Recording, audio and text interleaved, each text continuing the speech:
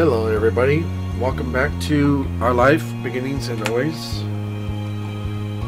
And let's go to where we left off at, which is right here. This is about the ending of step 2, going into the beginning of step 3, of course.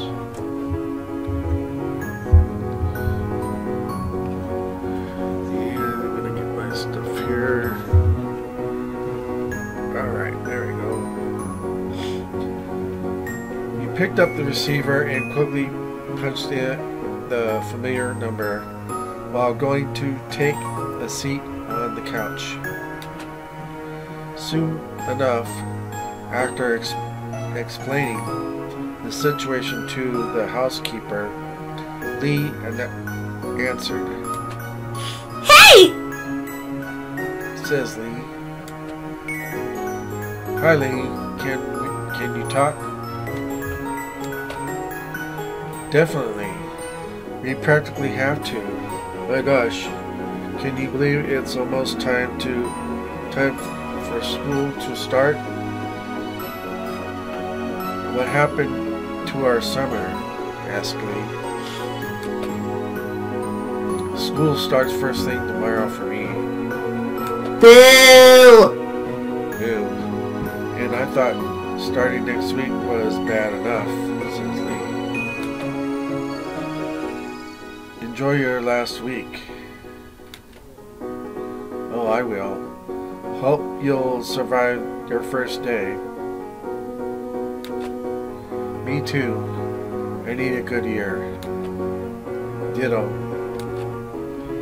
And at least last summer was nice while it lasted, right? We were busy. Yeah.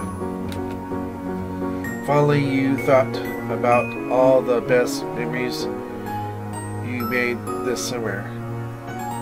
Lee was there for some, but there was still many you hadn't filled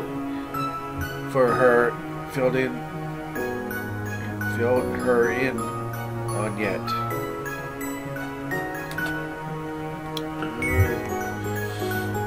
I gotta get some water, so I'll be right back. Sorry about that.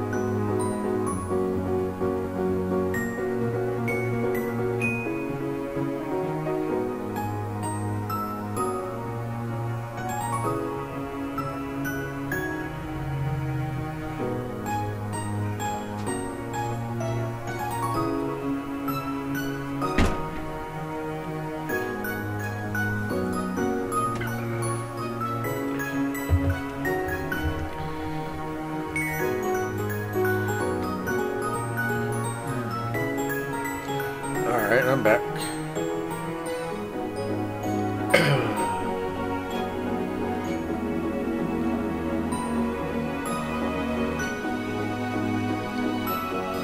You reminisced about a moment of your summer.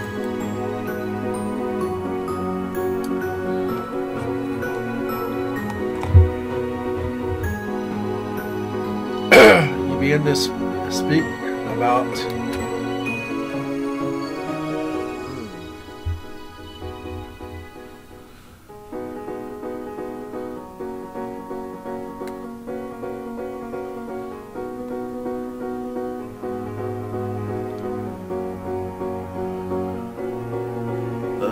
road trip you took. I went on a vacation. Cole's parents ended up inviting the whole family on an RV trip, road trip. Really? Ooh, that's awesome, says Lee. It was a 3-day trip, and we visited the Redwood National Forest.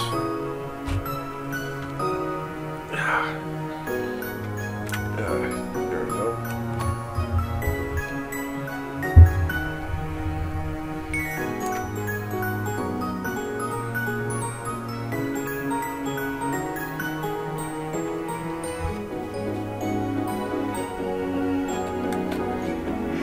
Lucky, says Lee.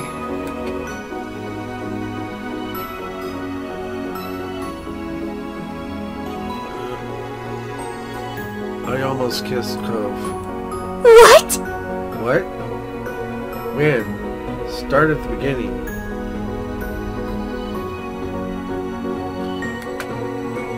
Your face immediately felt like it was burning, knowing there was no closing this can of worms. I can't believe you've been holding out on me with such a juicy story. You have to tell me everything, says Lee.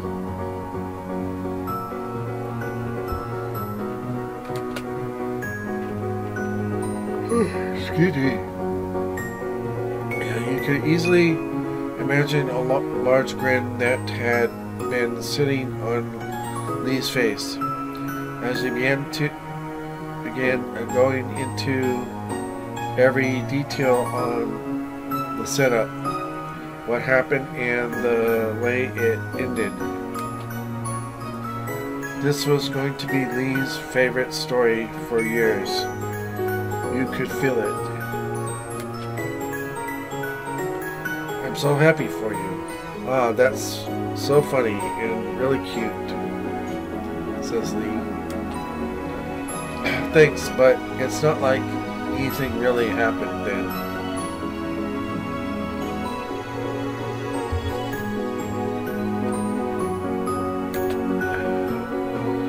That's not what counts. The feelings were there. It was hard to focus on what she was saying. You were distracted just thinking back on that moment.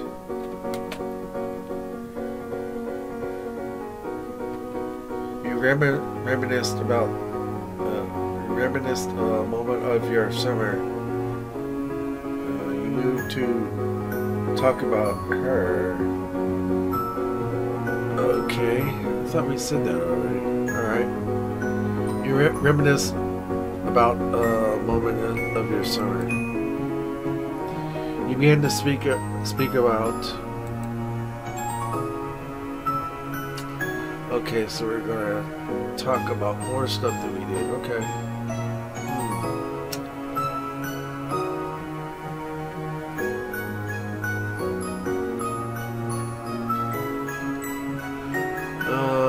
How about the soiree? I went to a soiree at my mom's country club. There was lots of food, dancing, and people dressed up formally. Cool! Oh, I've been to one of those. They're cool. But how did it go for you?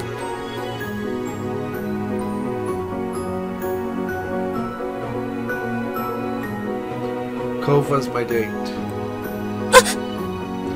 No way. You asked him on a date? Like a date? Asked Lee. Yeah. Yep. Oh.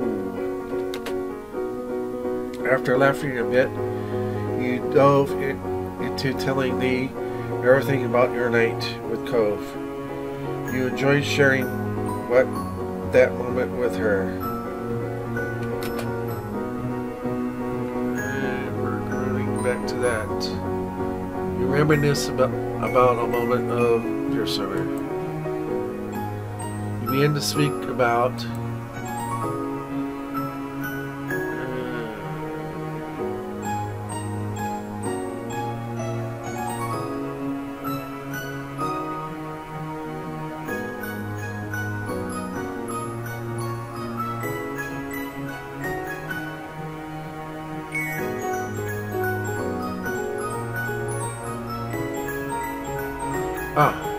this one.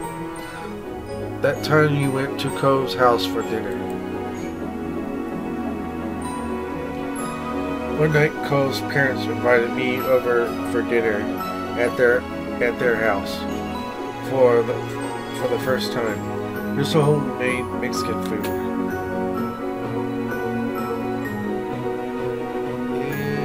And I got to name one of Cove's pet fish. What did you pick? Asked Lee. Cove. Wow. Why hasn't Cove asked me to name one of his fish? He has a bunch, right? Asked Lee. Yeah, he does. That you had bursting into laughter. That had you bursting into laughter. You almost accidentally dropped the phone. She giggled in return. You reminisced about a moment of your summer. You began to speak out about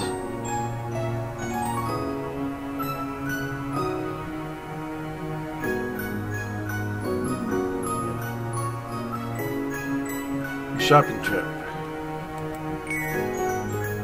There was this day that Mom and Ma took me, Elizabeth, on a big supply shopping trip. What made that so memorable? Asked Lee. Lee chuckled, but you could hear the curiosity in her voice.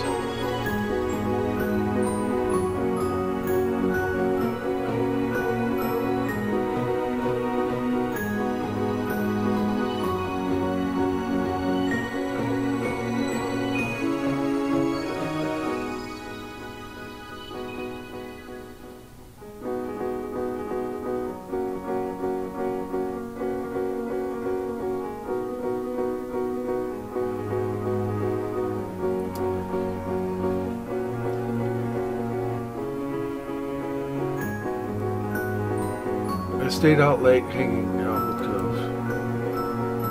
Oh, what were you two up to? It wasn't hard to imagine the teasing look Lee must have had on her face. Her imagination was already running far too wild. Nothing crazy happened. Boo, says Lee. We just got caught up with stuff. The day was over before we knew it. Those are always good days, says Lee. Yeah.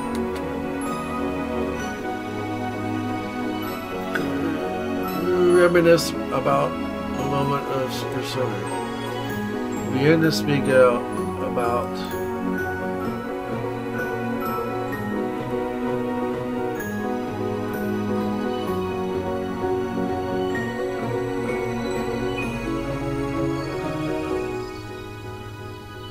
when Cole. No, I don't want to talk about that. That was weird.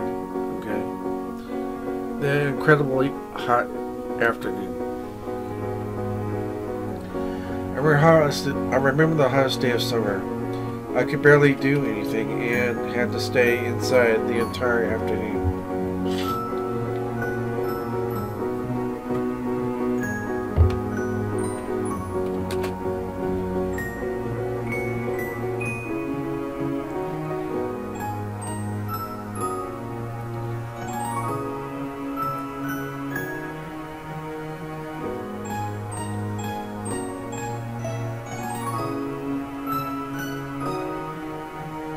I'm gonna go with the last one. Cole said I was cute. Well, he wrote it. We were playing Hangman, and that's what he picked for me to figure out. You heard her audibly gasp. That's such a move. What did you do? You filled her in on such how much were willing, and she gratefully took it on details. I think that's it. We're just going to talk about her. You moved on to talk about her. What was your biggest highlight of the summer, Lee?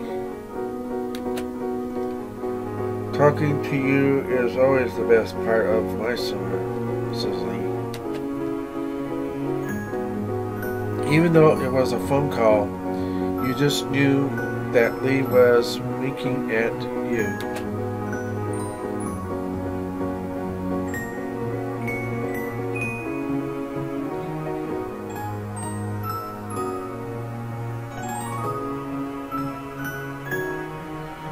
Good, I'm glad you picked the right answer. That had Lee laughing hard for a few moments. Alright, okay. So a high point for me was when I took that trip with my parents to Europe. That was amazing. You and Lee continued to go over your adventures until the both of you were yawning to each other over the phone.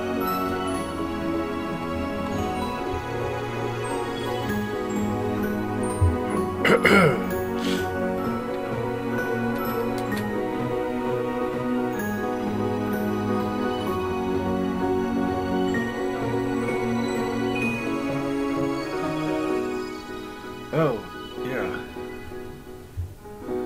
Before you go, there's one other thing. I kissed Cove today. There was a pause of silence. Knowing your cousin, you decided to pull your ear away from the phone. As expected, a screech loud enough for you to still make out clearly from a distance cracked through the speaker. When you felt it was safe, you put the phone back against your head. Lee was still gushing to herself, though a little less loudly. Why didn't you say it so sooner? He had to have kissed you back, right? asked Lee. You two are the most perfectly perfect pair ever. Tell me, please, says Lee. You used precious little time you had left to try filling her in on as best as you were capable of in that moment. But soon, the approach of curfew became too much for you to ignore, despite how excited the both of you were.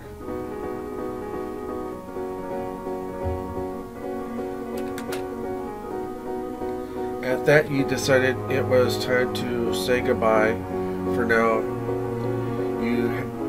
You did have school to wake up for in the morning. Bye, Lee. Bye! Night, Chippy. Talk to you later, says Lee. You left the phone on the side of the table for now. Looking at the clock on the wall, you saw that there was only about 10 minutes until your moms would be insisting that you had to go to bed so you could be rested enough for school.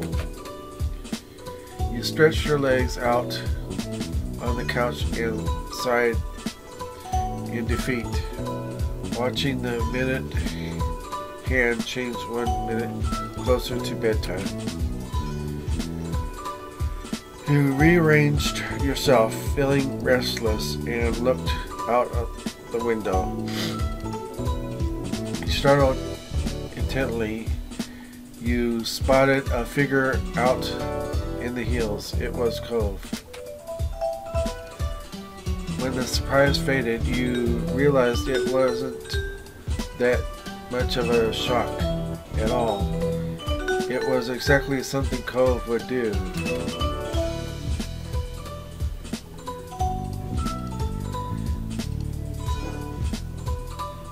You went outside to meet up with him.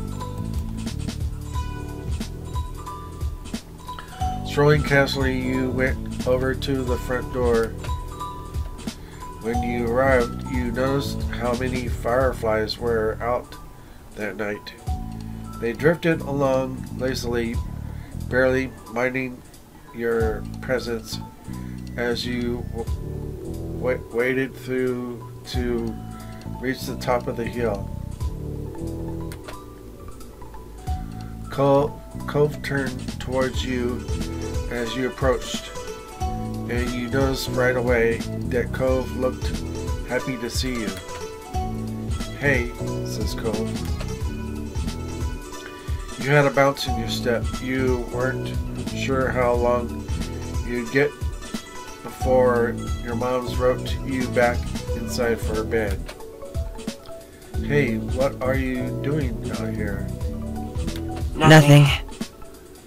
"Not really," says Cove.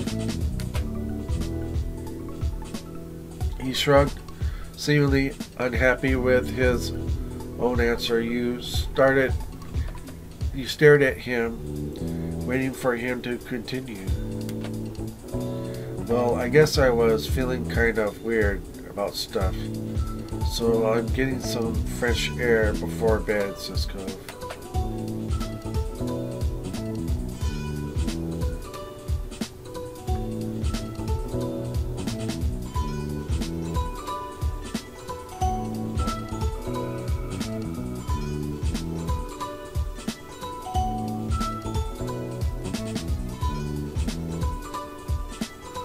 I know how you feel. It's hard to stay still. Tomorrow is going to be the start of a new year. At the mention of school, a small noise escaped him. Cove let himself fall back into his butt and then all the way down. So he was lying on his back. He looked up at the sky.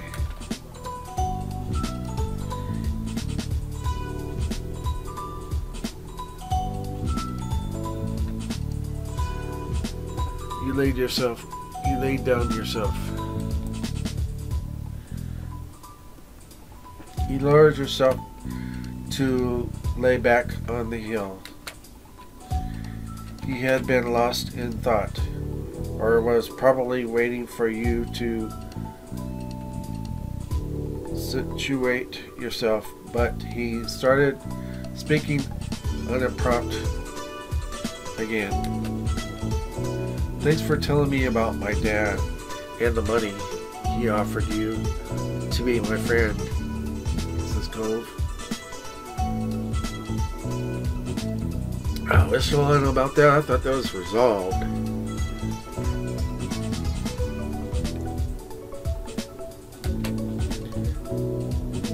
This was probably the last thing you were expecting out of him. Cove seemed to pick up on that and stretched his arms out wide in front of him. I mean... "This is where we met, remember? It happened that day," says Cove. You can recall the sad little boy with a pink cast who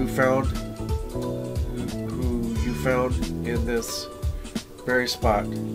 It felt like a lifetime ago.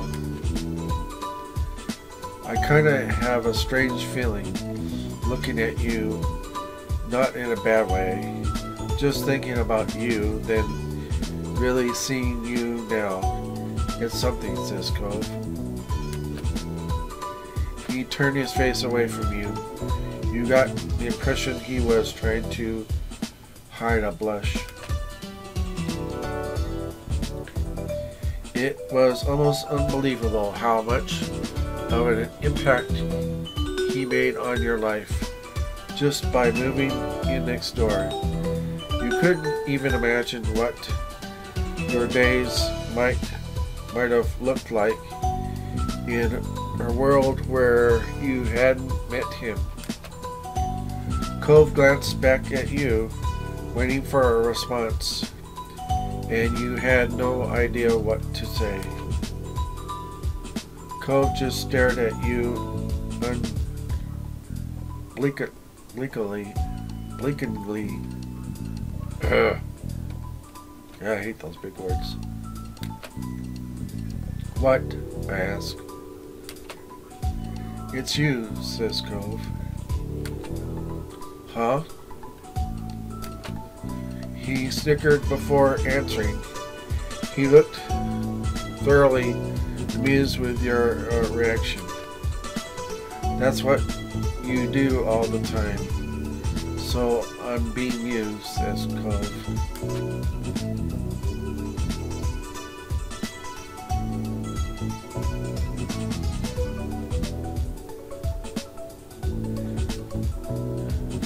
So do you, Cove. Really? Cove asked. Yes, always. Cove couldn't help but grin at that. Honestly, there weren't many people you could think of who could tease you about something like that. Returning his smile, you realized there was no denying what you had. The two of you have been around each other for a long time. Cove broke the quiet before it could fully settle. See you tomorrow. Hey, I'll see you tomorrow, says Cove. Yeah, see you then. With a final wave, Cove headed for home, but you stayed for a few minutes longer. Your mind kept going back to his simple statement, see you tomorrow. No matter how much was changing around you, there were some things in your life that always seemed to remain true.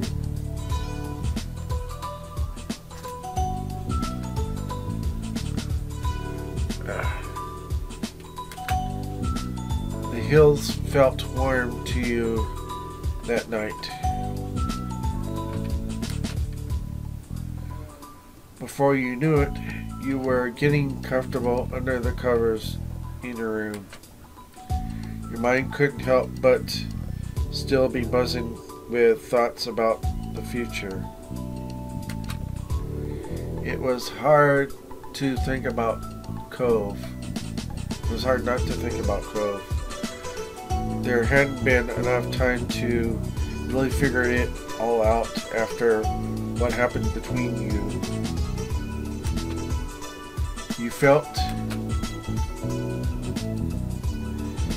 excited.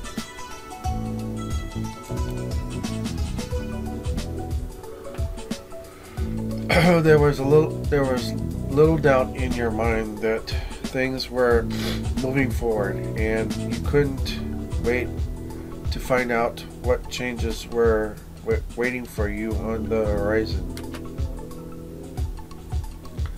Slowly your eyes grew heavy as you drifted off to sleep, your mind spinning with wishful thoughts. No matter what happened next, you could only hope that you would make the most of it. You were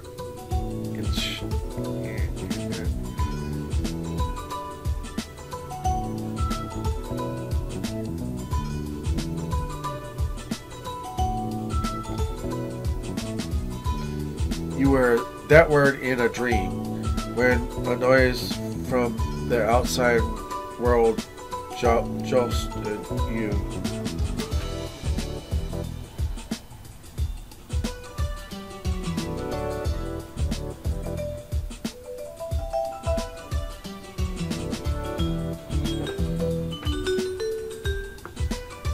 Your eyes snapped open. The light clutter continued. Now you were more alert. You could distinguish it as a tapping sound, quite slow but persistent. Each beat was like being poked. You couldn't ignore it. You lifted your head from the pillow and looked for the source. Not much work was needed to puzzle it out. It was from the window. With that, you knew exactly what it was. From the color of light fluttering into your room, it was too early for anyone to be awake, including the sun. It had barely hauled itself over the horizon, but that didn't stop some people, it seemed. You sat up in bed and opened the window wide. Cool air, not yet warmed by the day, tickled your face as it pushed into your room. And just as you'd expected, there was your neighbor crouching on your windowsill. He was still fully dressed, though not for school. He was wearing a wetsuit and a shy smile. "Hi, Chippy," says Cove.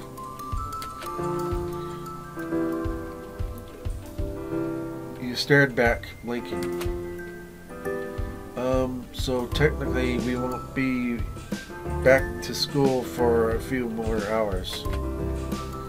His voice was delicate yet deliberate, each word a careful explanation. Classes hadn't actually started yet. "So do you want to hit the beach with me one more time this summer?" asked Cove.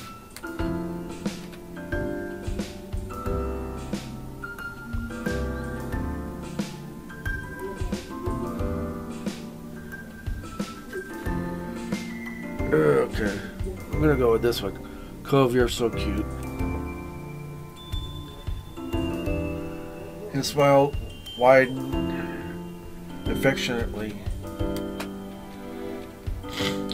Rushed to get changed into something suitable while Cove climbed back down to the ground level.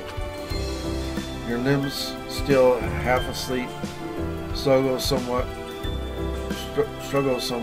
as you attempted to coordinate them into a swimsuit, but you got there in the end. Soon you were tiptoeing out of your front door, clutching a towel. Cove was already there to greet you.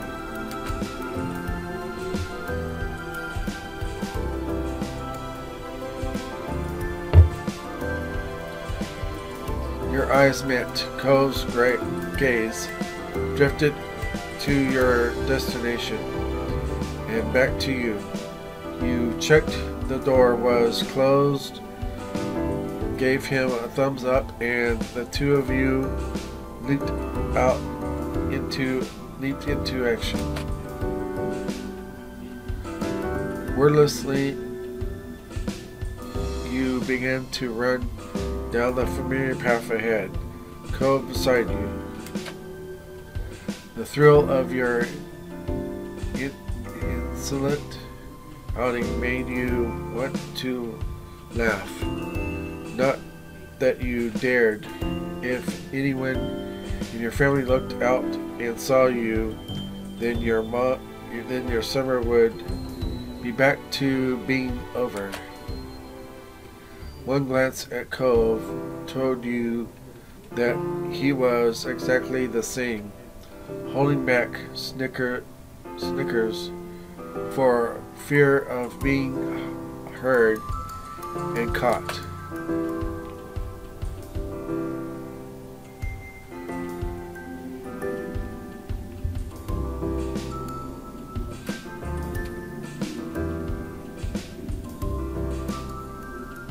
The towel streamed out from under your arm like a cape. You were running so fast downhill that simply keeping your balance and not trembling down was a real treat. It just wasn't enough for one to make you slow your pace for every step you took.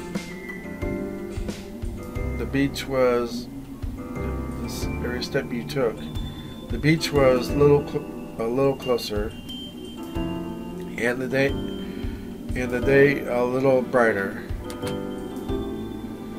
What lay ahead for you would arrive, and you were happy to meet it.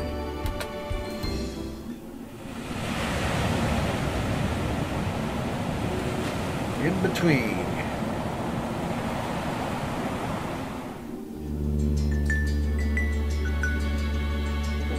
Okay.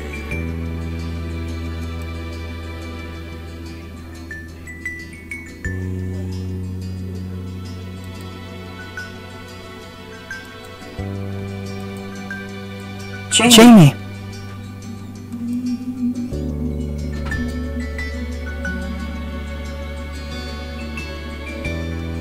Now we get to choose if we want to change our look. No, I don't think so. We'll just leave it the same. Same. Yeah, we're done. Since we're going to be 18 now. In our next moment, we'll raise it up all the way to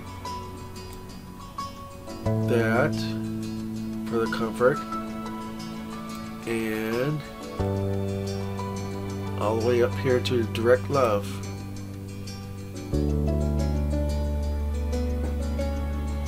We're ready. Begin step 3 at direct love. Yes. So now we get to pick some stuff for Cove. So we're gonna go with these two all together, both.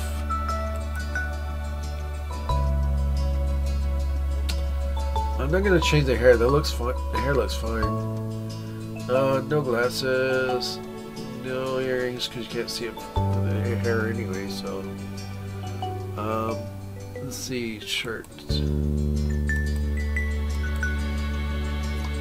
I like this one best. Pants.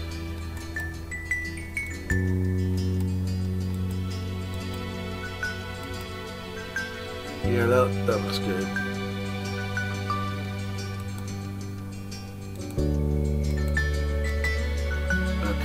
Looks good. Right wrist. Let's see. Yeah, looks good. And the necklace. Yeah, cute necklace. And for the PJs. Let's see.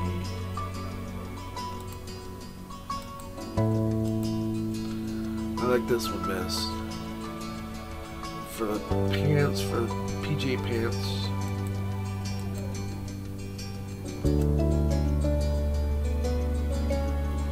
Yeah, that's good enough. Oh my. Well, I love that. Definitely keeping that.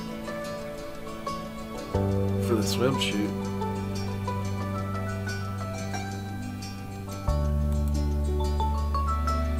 For the formal wear,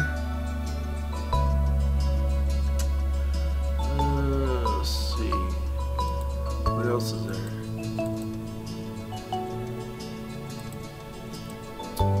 Yeah, I like this one. That's it. Click done. Let's see.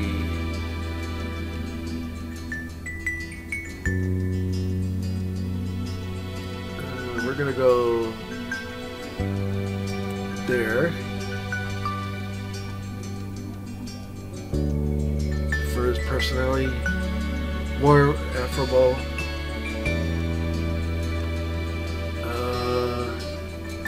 And for that, let's do that. And we're done. So we're not gonna do tutorials. That's a lot to read. So I'm gonna pass that. Skip it.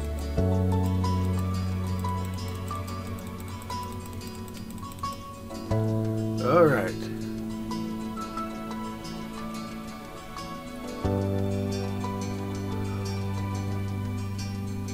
Highly intuitive.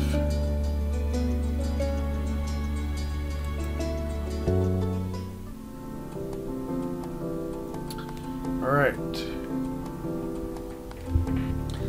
The starter classes ended. The relaxed 3 days of summer. It didn't take long for you to get back into the swing of school year routine. Schedules and homework became the new normal.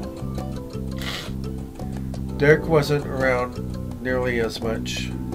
With school and after-school activities, there weren't many opportunities for him to take the trip out to your neighborhood. Sometimes you'd hear that he was at a training camp or something like that, but you weren't always sure what he was up to.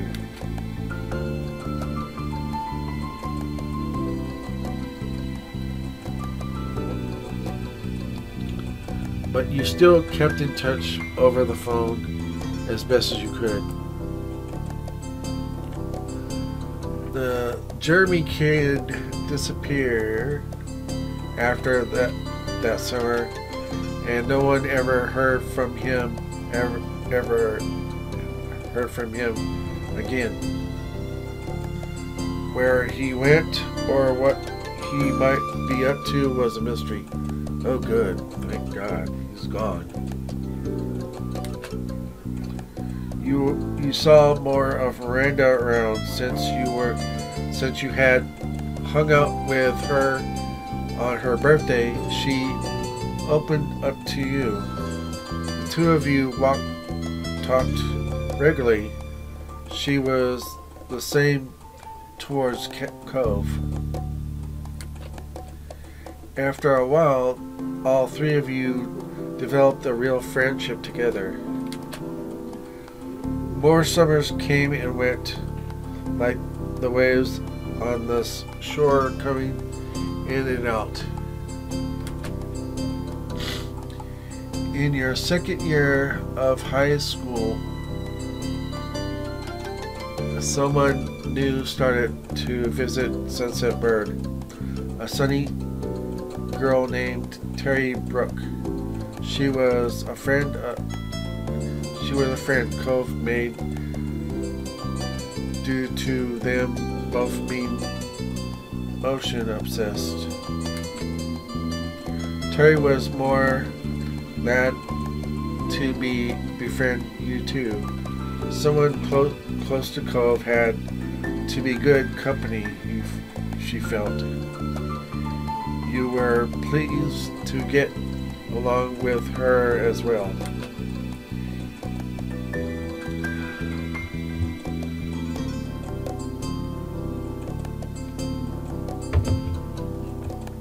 Funnily enough, Terry was also extremely tight with Miranda, who she had known for even longer than Cove. The four of you were able to create a small friend circle. As your home life, the princess also had developments.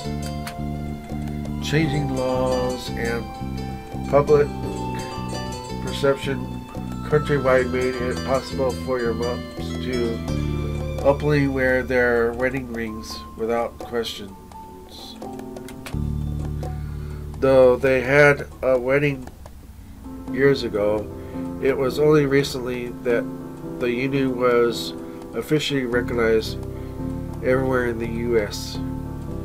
That was a good day, to say the least. Elizabeth came to her own and stopped being quite as irritable. She no longer worried about perceived childlessness as she grew up for real. She didn't even mind she didn't mind being called Lizzie again, although most people just used Liz. She eventually graduated high school and moved out to attend college in another state. It was a lot for you to adjust to your older sister being gone. Liz never let you forget her role in your life, though, and kept in touch. Cole's relationships with his family improved over the years. Kara visited several times after that summer, and things began easier between the two. He was also closer to his dad than ever before. You knew they talked more and helped prevent a lot of friction before it could start. And Cove only continued to open up to his parents and the rest of the world. He was so bright he shone. He would willingly join conversations, make jokes, and put in an effort not to use overly blunt phrasings. Cove interests had shifted from when he was younger. He still enjoyed athletic activities on occasion, but now he gave time to more studious endeavors as well. Things have shifted between you and Cove, but in a way that most could see after all this time. He wasn't just your neighbor. He wasn't only your friend or even a guy you were interested in. You were in love with him, and you loved Cove. You knew the fact for certain. There was no one else you held those feelings for. It was strange to look back on it all. The future faded into your present, and then it was simply the past. Oh, so we get to confess our love to Cove in one of these moments. Okay, cool. Not like I already knew that. Just in case some of you don't know that.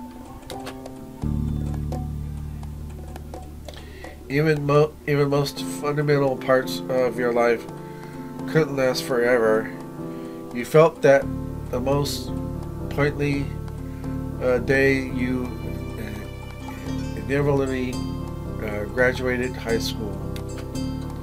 It was over, and you would not be going back ever again. From now on, that what came next was your choice. you would be directing your own life.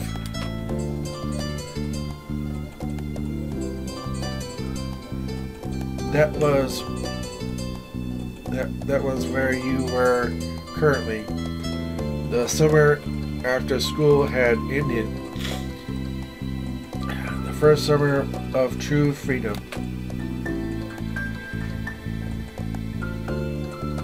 What used to be a reprieve from the typical was now going to be your first step into adulthood. Yeah, because at this point we're 18 and so is Cove. One fine summer morning you took in what had become a very special scene. The whole family having a meal together. Your big sister Liz still hadn't lived at home full-time for a couple of years, but she arrived last week to spend the season here since it was an off semester for her. She wanted to make sure she was in town because you had now also graduated high school. So who knew how much rare these moments would become in the future.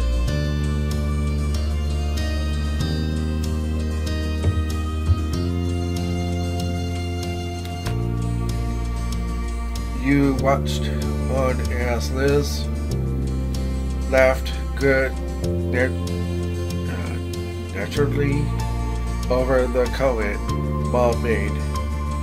Her Elizabeth-only mindset had only been a phrase.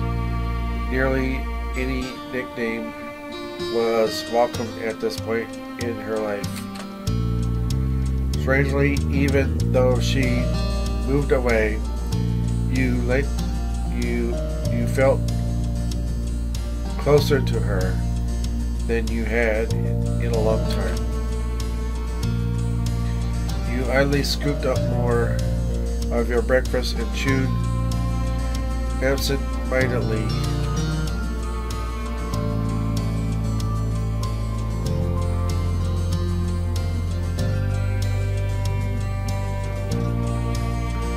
Okay, what do we pick here?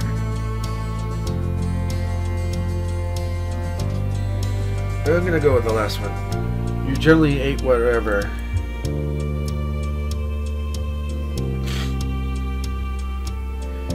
And the meal you had reflected that it included just about everything your moms had made, though you often made your own food nowadays.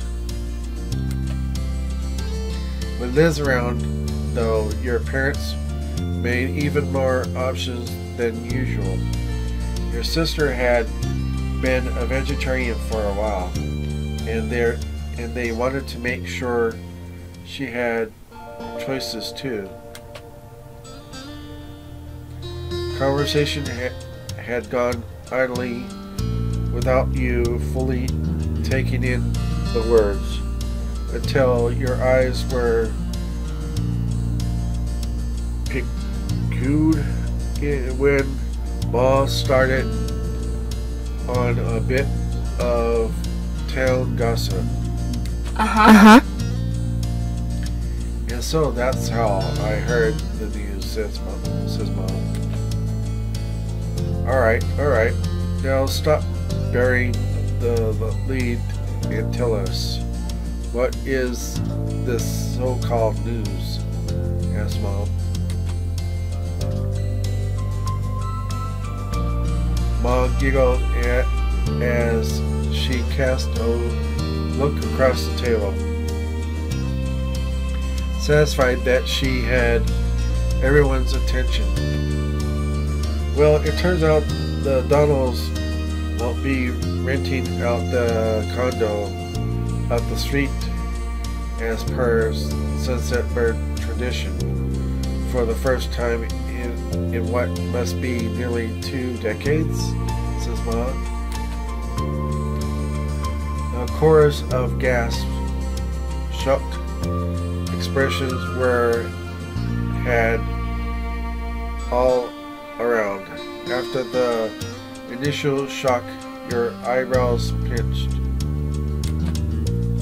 Mom may consider that them by name, but you and Liz always viewed them exclusively as the mean old couple who would yell at anyone under 25 who crossed their paths.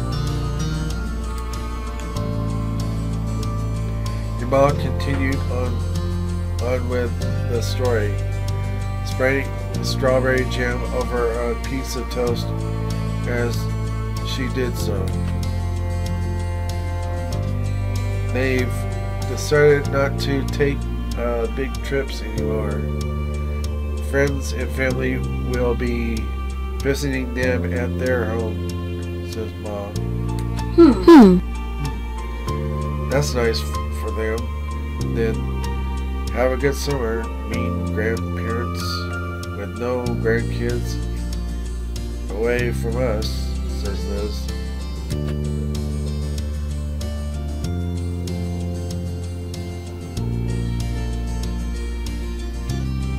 What do we choose here?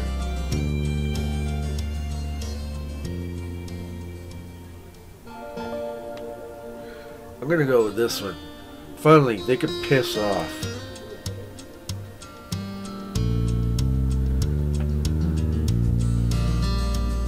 Be nice, kids, says Mom. You don't want to end up like them, do you? Asks Mom. You and your sister cracked smiles at the joke. Well, At least they won't be here to yell at my children anymore, says Mom. Lonnie. Lonnie, says Mom. And that blunt comment got laughter from all three of you, engrossed in conversation once more. You continued to chat with your family until the meal was over.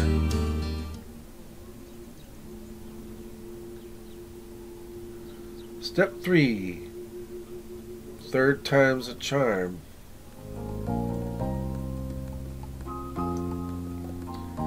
As it went, once the food was eaten, the cleanup had to be done. Liz took the role of washing the dishes and passed them to you for drying and putting away. You had a set of cups in front of you that needed to go on the top shelf of the cabinet.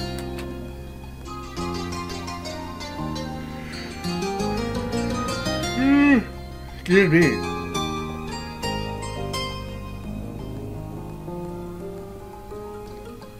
I'm gonna go with this one. You had to stretch, but it was doable. You were average height. That was simply your lot in life. You always hovered around the expected height for your age.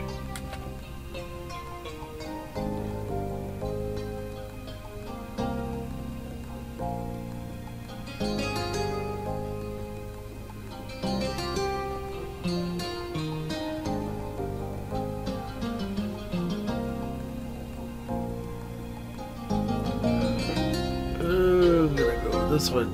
You felt great about how things were.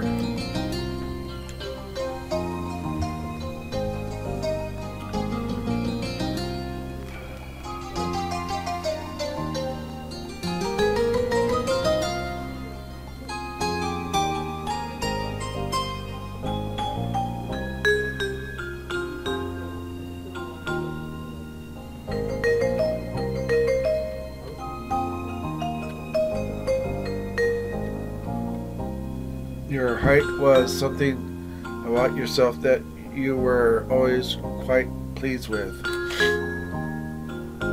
Liz shook you out of your initial musing by starting up an impromptu conversation. She seemed to be voicing the thoughts that had been buzzing around her own head. I have to say, going back for another semester this fall is pretty intimidating. You'd better think after the first year or two, it'd have to handle on things, but no. You stole a glance at her, still placing cups in the proper place. I guess it's only fair. My first round was pretty general classes, and your year one of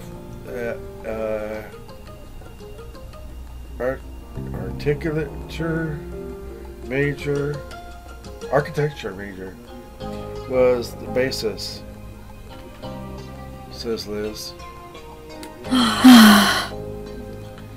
How it feels serious.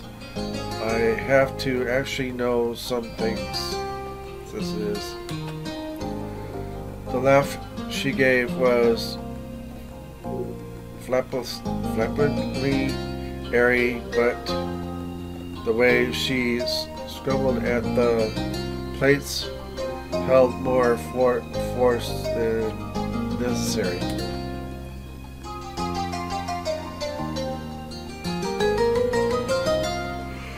Oh, shoot. Excuse me.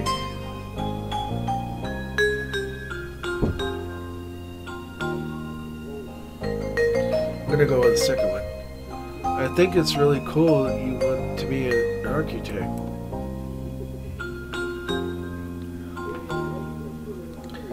Don't be too impressed yet. Wait to see if it actually happens, but thanks, says Liz.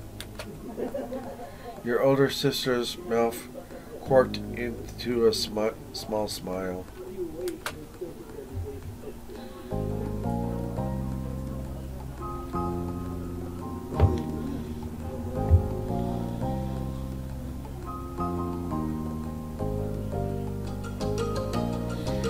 It'll be fine, one way or another, says Liz. Oh. But I'm not trying to scare you away from college, if that's even your plan. What is going on with that anyway, asks Liz. Boy.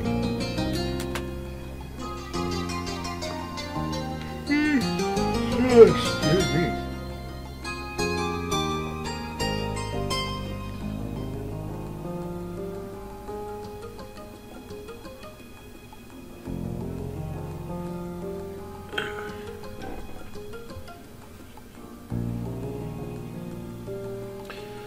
You came to a firm conclusion recently. You answered the question as much as you were able and willing to. Liz's smile grew more reassuring as you did. You made it through 12 years of full-time education already. You can make your ideals happen, I'm sure, says Liz. Sometimes it still felt hard to leave. Your public schooling expense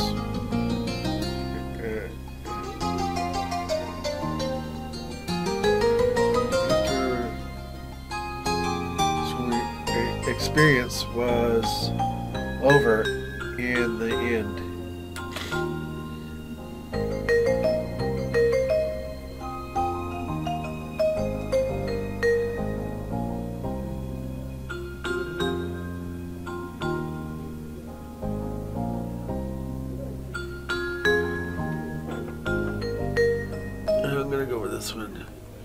You worked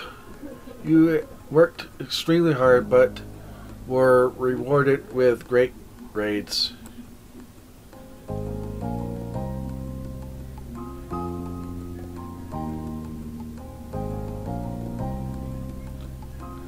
You felt satisfied leaving it off there. It had been a familiar and fulfilling part of your life, but you were ready to move on. Liz picked up on the silence. Her question ended up creating. She decided it was time to make a closing statement on the topic. You're a good boy. You're a good boy, Chippy. Do what's best for you, and we'll be here to back it up, says Liz. Thanks. You're good big sisters. At that, Liz happily passed the dish your way. She waved a soapy-soaked hand as a farewell and moved on to her next task for the cleanup job. You refocused on getting the lost pieces, but put back where they belonged. You eventually moved on to a new chore, but it was interrupted by the sound of your cell phone.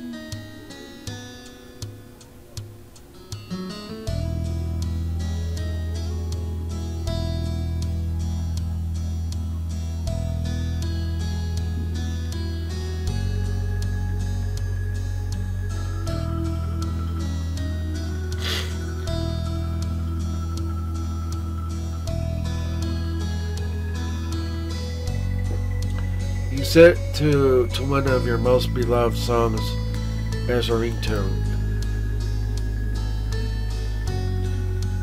You casually picked it up from the table where you had placed it earlier. The phone was a couple of years old at this point, having been a 16th birthday gift from your parents. They decided to model to get, but you got to pick the color it was.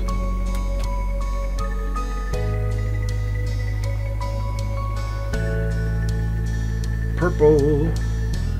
I like purple.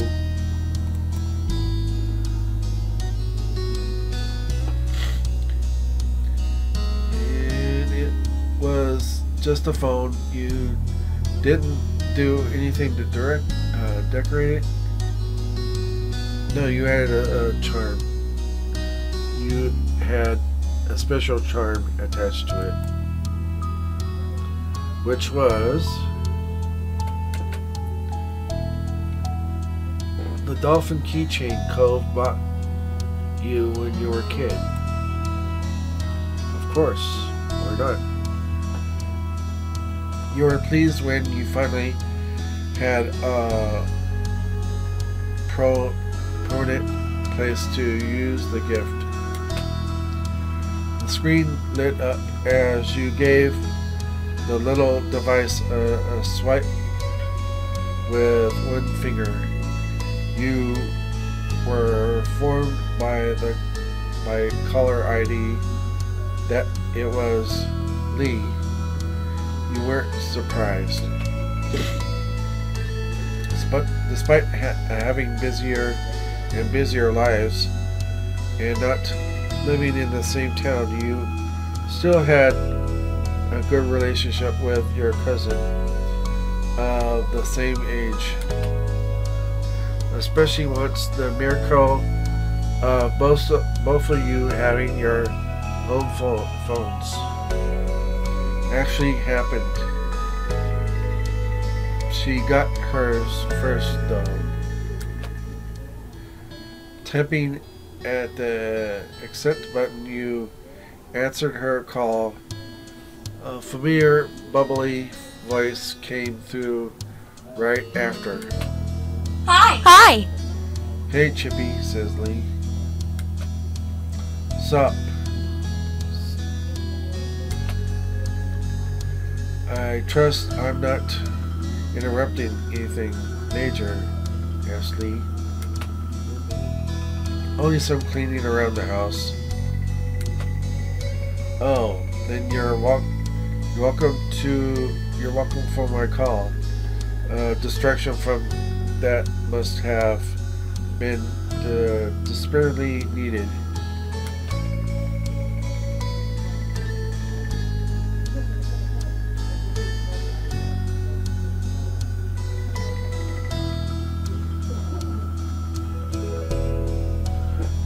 Yeah, it's good to hear from you, Right? Right? says Lee.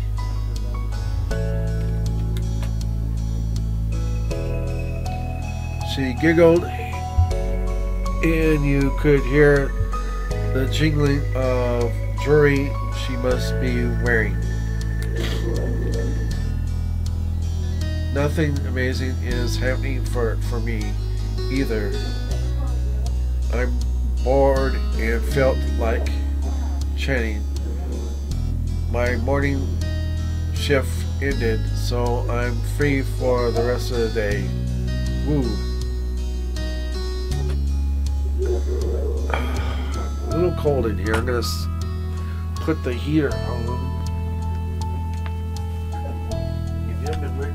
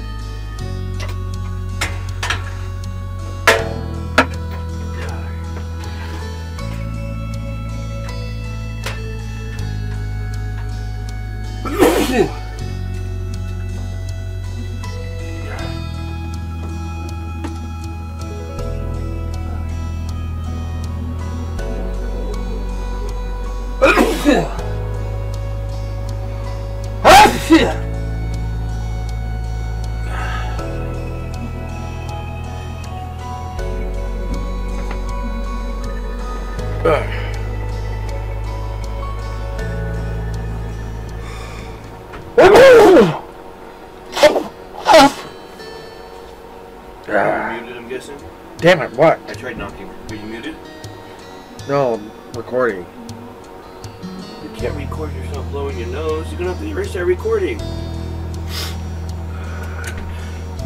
Maybe later on I can come in here and edit that part out for you, okay? I didn't know you were awake earlier, or else I would have ordered you something to eat too. A little later, I'm gonna come in here with a phone and grab it for you, okay? Huh? I'm gonna order you some food later. Oh. I didn't know you were awake when I ordered. I didn't know what you wanted from Jack. So I'll get you something a little later, okay? Q-tips are in the bathroom, by the way. I know. Okay, but thank you. I don't need anything, but thank you.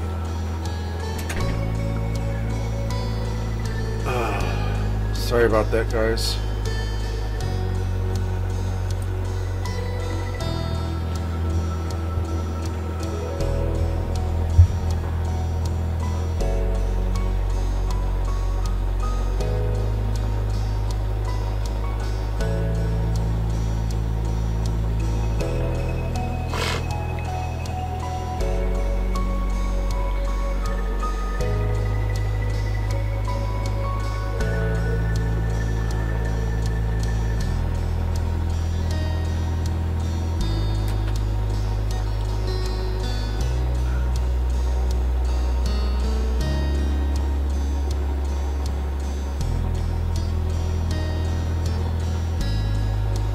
You were off from your part-time job today. This? Oh, that's good. I think I said that already. Okay. You were off from your part-time job today. Like you, Lee had started dipping her toes into the workforce as of late. It made keeping in touch frequently more complicated. But you both managed. What about you, asked Lee? It's been pretty normal. Cool. That's you then. So how's Mr. Cove Holden doing? Asked Lee. There was a teasing bit to her tone. She was never willing to let up on what was going on between the two of you.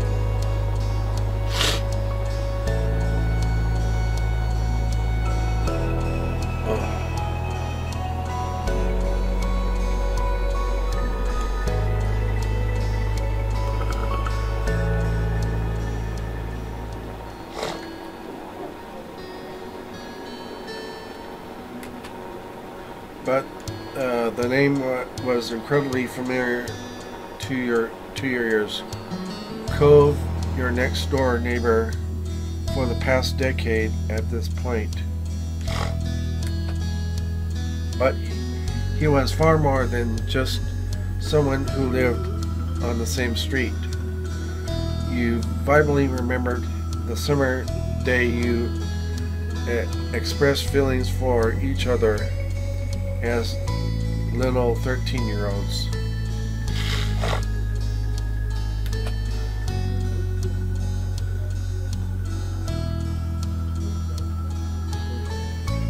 You started dating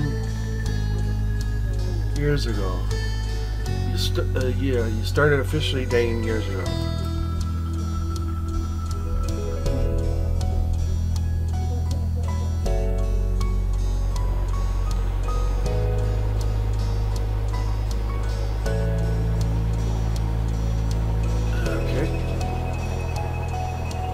And you were in love with him, but that was one thing you hadn't admitted yet.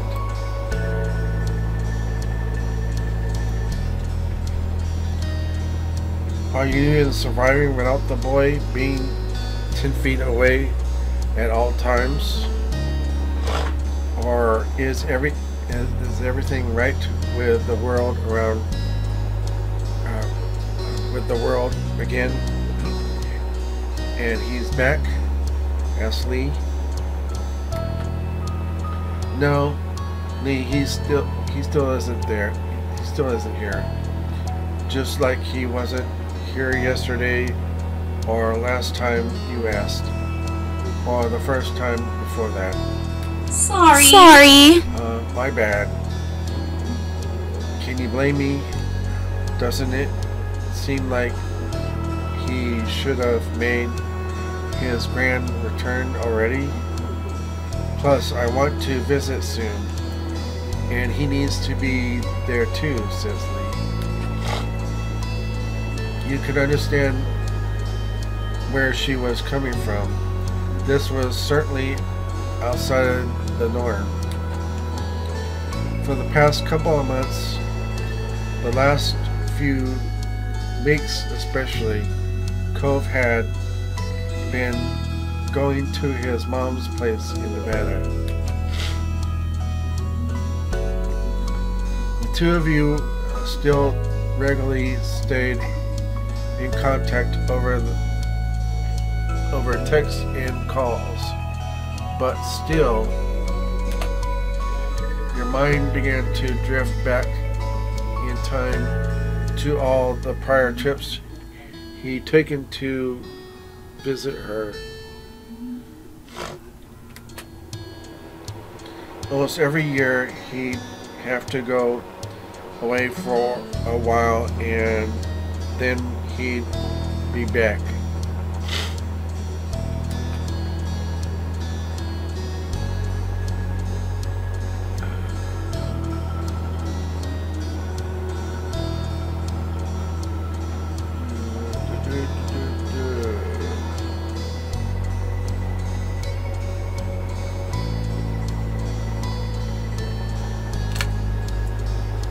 It made you sad and lonely when it happened.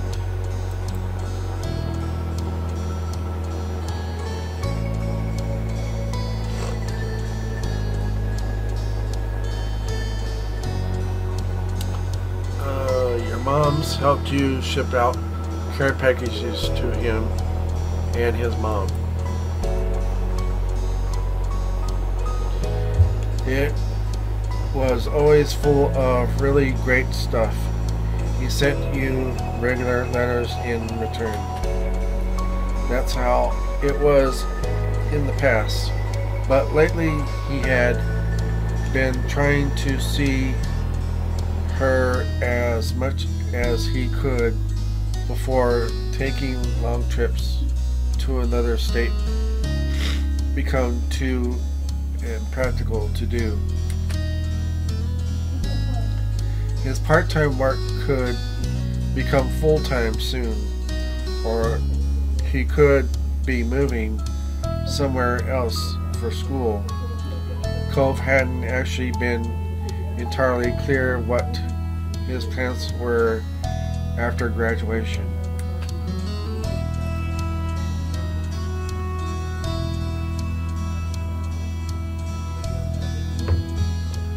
Cove was hesitant to speak out on that, even with you. It couldn't be avoided forever, though. You both knew that. Well? Maybe we should switch up to a non-Cove related topic, Ashley. That works. The rest of the conversation rolled on.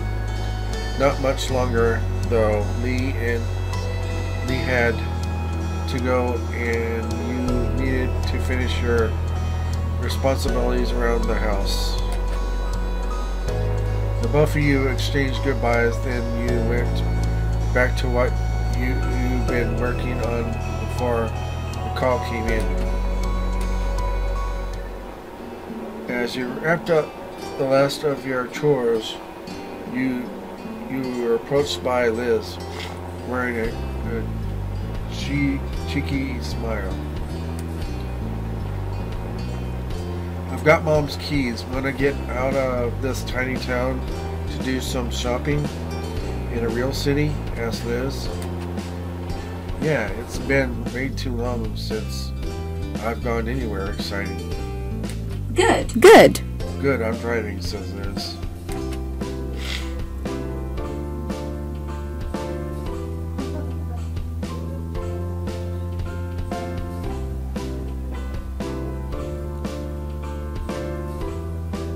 You're glad for that. You still had just a learner's permit.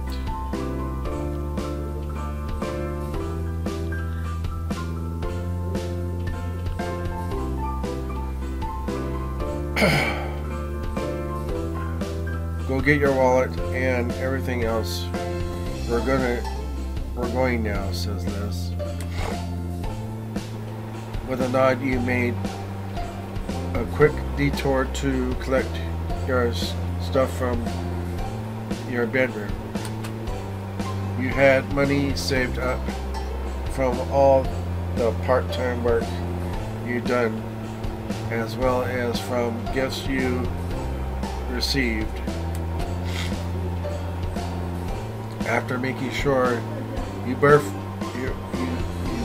were fully prepared for the long haul to the largest city in the surrounding area, you buckled into the car.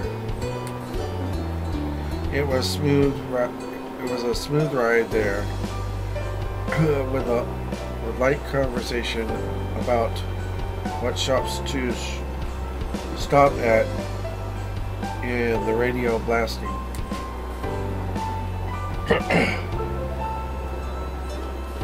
The trip there breezed by, and in what felt like no time, you had gone from cruising down the road to cruising through the mall.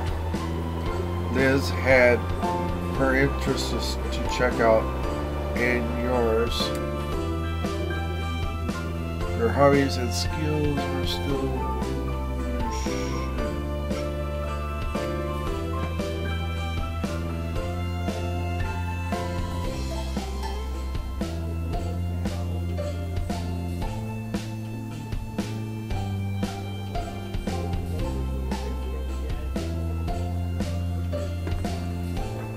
I'm gonna go with the first one. Your hobbies and skills were still the ones you developed when you were younger.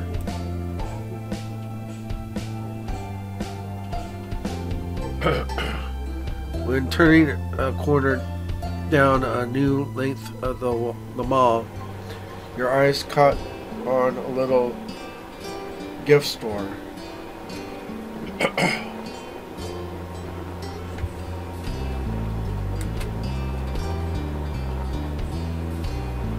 Your friends and family had recently given you many presents for graduating high school.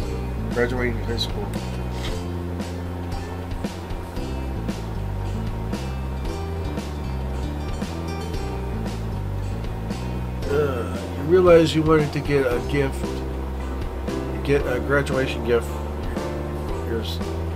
yourself to give to Cove. Excuse me. Graduation may have already come and gone, but Cove wasn't really around then anyway. You kept an eye out for something good, though you might have something nice for him at home already. Eventually, the mall was explored in full, with every shop of note being checked over.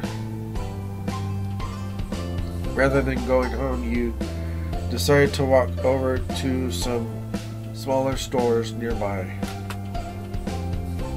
Liz had many thoughts on that topic. So? Honestly, malls are not Boston basin of society.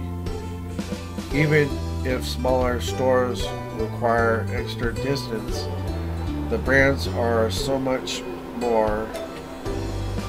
Then your sister abruptly stopped speaking and walking right in the middle of the path.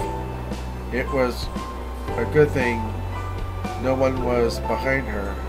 She seemed to entirely shut off for a moment. Liz? The attempt to catch her attention was unsuccessful.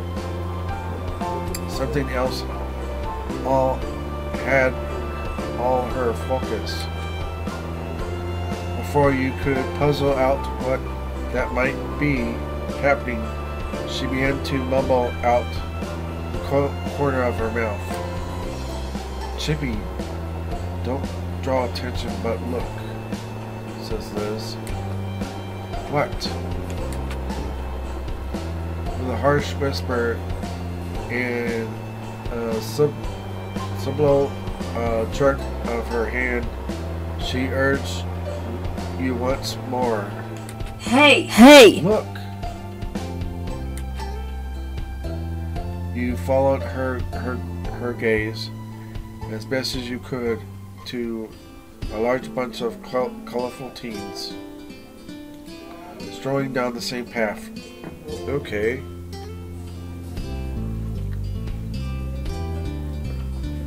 And my leg itches.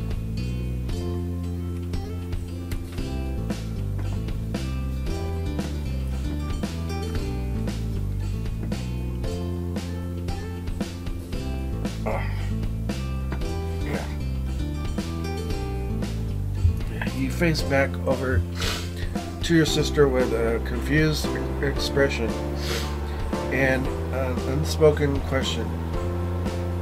What were you supposed to be seeing there? Chippy, doesn't one of them seem familiar? Asked Liz. She was practically bouncing at this point. So you looked the group over again, and this time you saw what she was seeing. Amongst the collection of strangers was brown hair, gray eyes, and lots of freckles. That's Shiloh, our Shiloh from when we were kids, says Liz. Yep, that was definitely him. I can't believe it. He's honestly just there. That's hilarious. That's incredible, says Liz. Oh, but how do we talk to him? We'd have to pull him away from all those other people, and what if I'm wrong? Your mouth opened to reply, but she cut it off with her own answer to the question. I've got it. I'll shout the name Shiloh, and when we can act like it wasn't us, if he responds to that, we'll know without a doubt it's him. Chippy kept an eye out to see if he looks.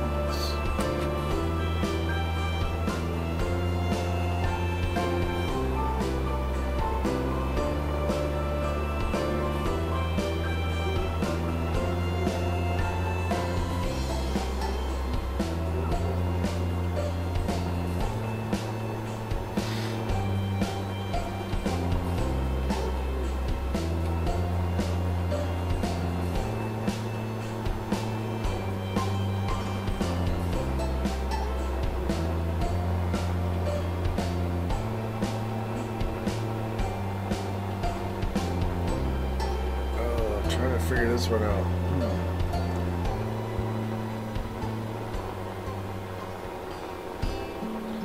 Okay.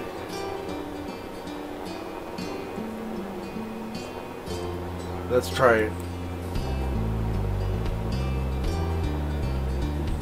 Luckily, without even hearing what you had to say, Liz put her plan into action. Shiloh, says Liz. She loudly projected the word across the way and then put an act of cautiousness, turning her head away from the scene while brushing at her skirt of her dress.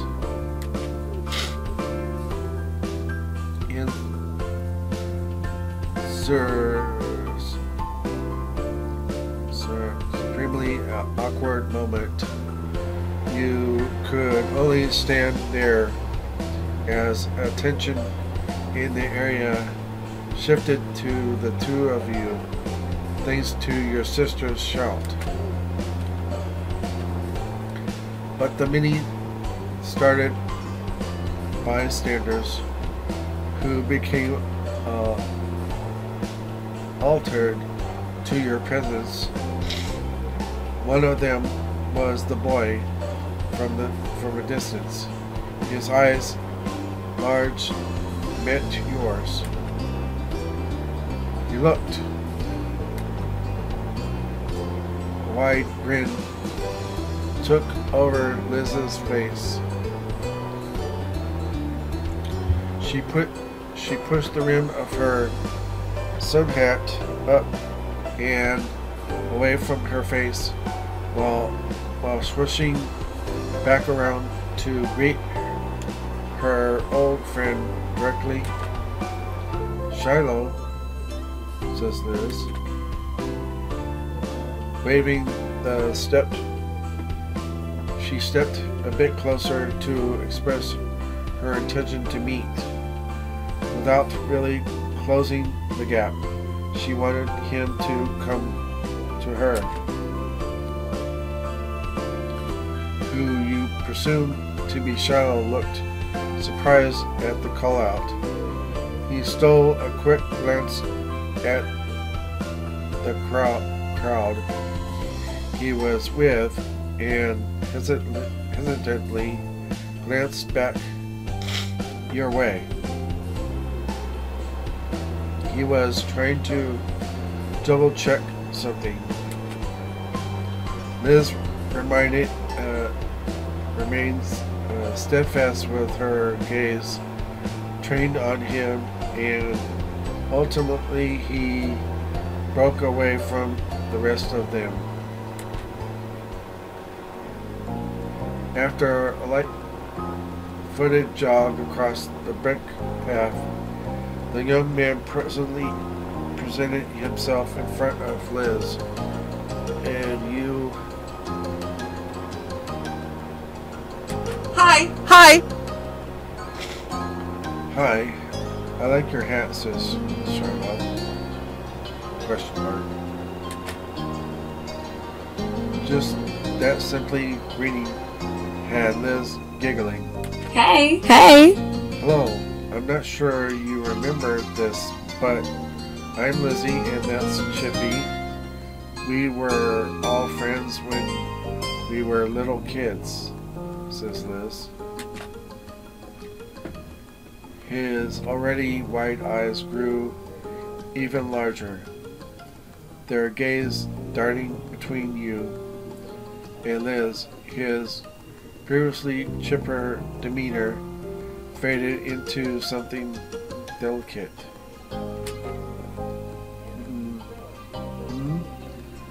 I'm really sorry, but I think you have the wrong person,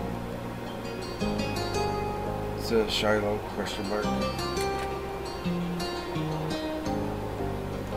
You could tell not being instantly recognized was going to make this exchange more of a challenge. Still, Liz was undeterred. It was a long time ago. You were really young. I get why you feel like that, says Liz. However, I'm positive I'm right. You're exactly the same. That face, the freckles, how gently you try to phrase things. You're even still wearing a hat.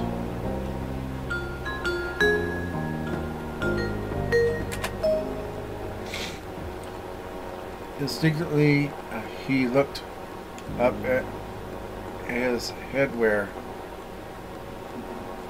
with creased brows, not making the connection on why the hat meant something to her. Okay. Okay. We knew each other, okay? Asked Liz. An uneasy smile settled on him as a silence followed Liz's speech. He was picking his next words carefully, and then the quiet was altered by a new voice bursting into the conversation. Shiloh, what are you doing? The rest of the group are already left. The field trip is not a vacation. We are on a schedule. Startled, your head snapped towards the path. A distinctly unhappy individual with piercing magenta eyes, dark brown skin, and sharp jaw stormed your way. He carried a cloud of authority with him, desperate looking like he wasn't even 18 yet. Sorry. Sorry, I didn't mean to ditch this, Shiloh. Shiloh, whose name was now directly confirmed, gestured with a hand and to the explanation of his absence as the stronger watched.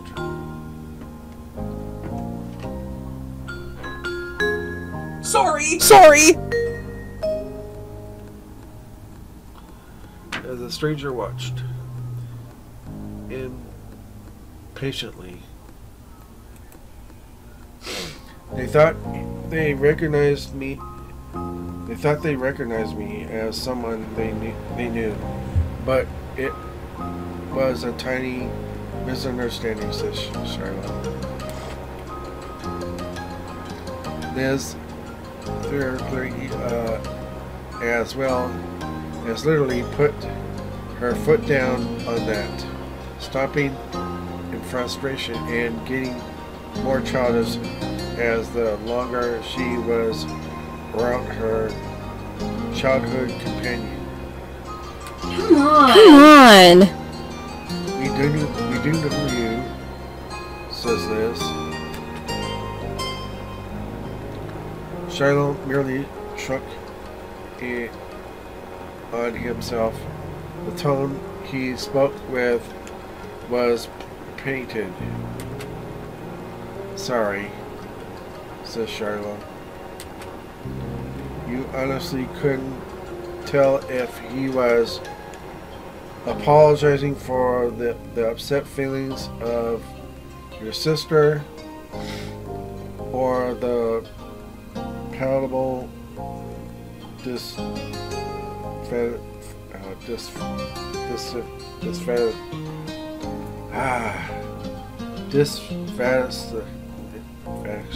fascination of his acquaintance.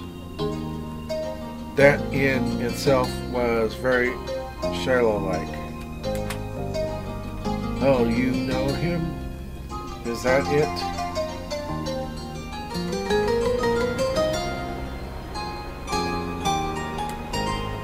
The stranger spoke dismissively, scuffling tone, as if the words sounded so abrupt to him. It was almost amusing, but the sternness of his demeanor quickly reinstated itself.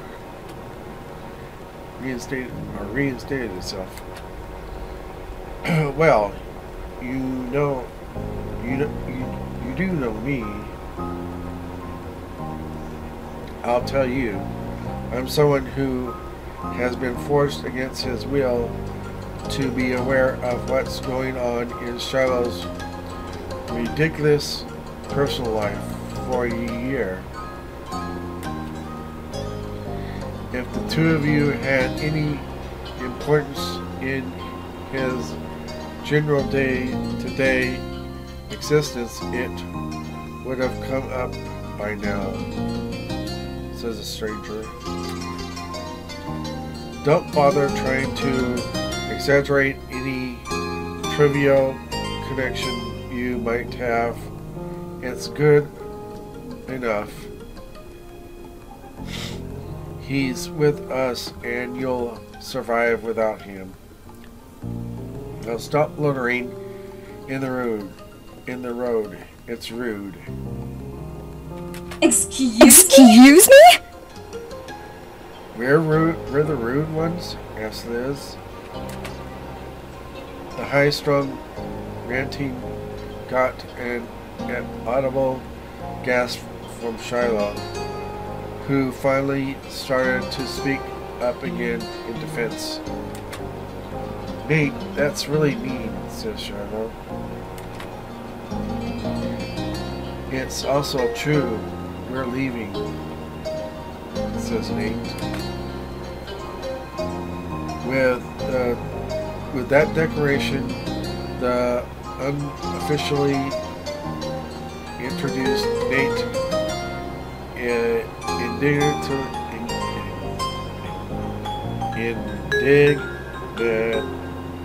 it to Lee, spun on his heels, and walked speedily towards where the group went, completely confident that Shiloh would follow behind. "Ah," says Shiloh. "Oh, people can sure have bad attitudes, huh? Why can't they just try to get along? It's not hard. Don't worry though, I bet you won't have to deal with him again," says Shiloh. Did I skip something? No, I didn't. "And I'm sorry I can't stay to talk with you. But I hope you have a really nice life," says Shiloh. Bye. Bye. "Bye." And that was it. His final parting words given, Shiloh left the two of you behind to catch up with his own life that he had to go live.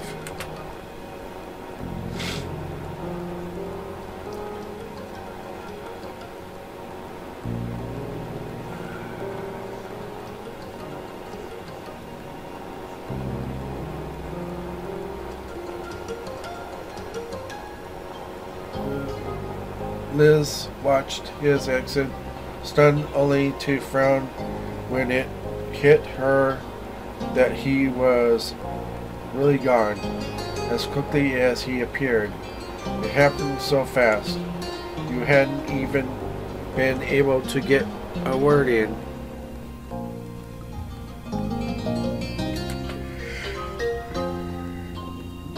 Excuse me. She sighed, all the energy she built up, releasing with the breath. I could have told him his last name was Fields, his birthday is October 30th. That would have proved it, but no, says Liz.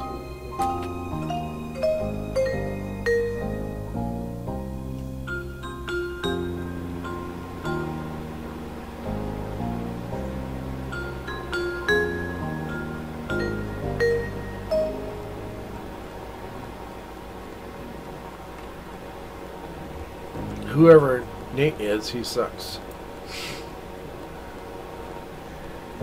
He was unnecessarily unpleasant when all you wanted was to talk to someone for a moment. "Why aren't you running after him?" I asked. Liz merely shook her head, pushing off childish thoughts. "I think we can leave it there. Thanks." He's in the middle of a high school field trip, and it was already enough being able to see him, says Liz.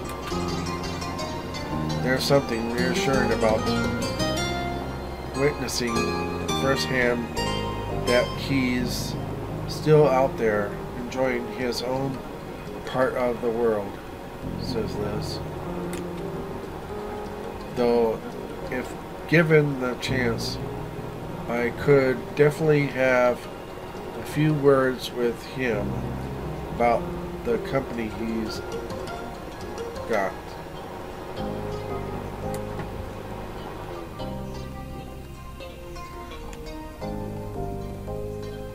She laughed, but you could tell there wasn't much humor to it.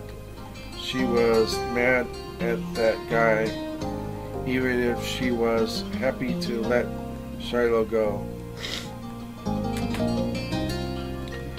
Maybe they're only with each other because of the trip, and it's not usually how things are.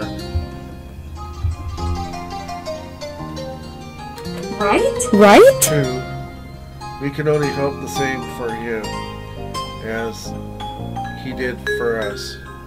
Have a nice life, Shiloh.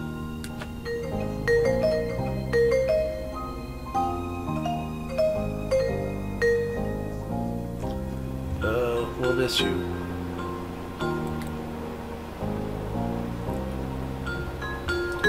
Liz smiled at you. It had self-confidence you knew so well from her. Come on, little baby bro. Let's finish our road trip. Yeah.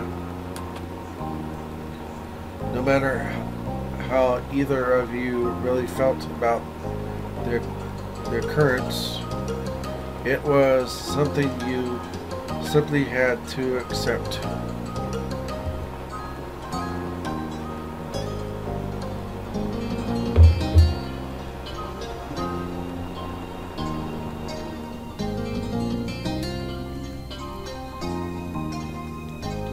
People you know just disappear and reappear in the most unaccepted ways. The two of you enjoyed what remained of your outing until it was time to return home.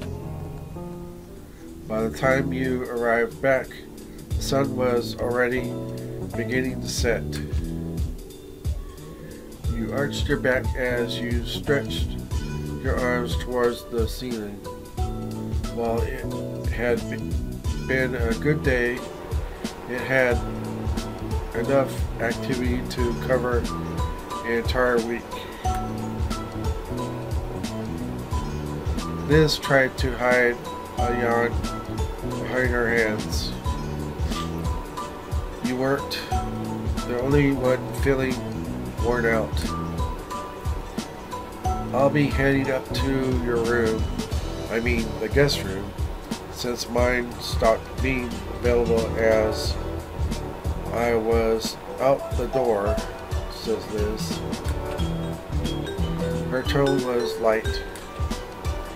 She had quite a lot to say on the subject when you first taken over her bigger room after she left for college, but there have been many trips back home for her since then.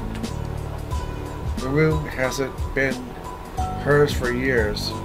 It was more of a running joke now that she continued to bring the topic up to this day.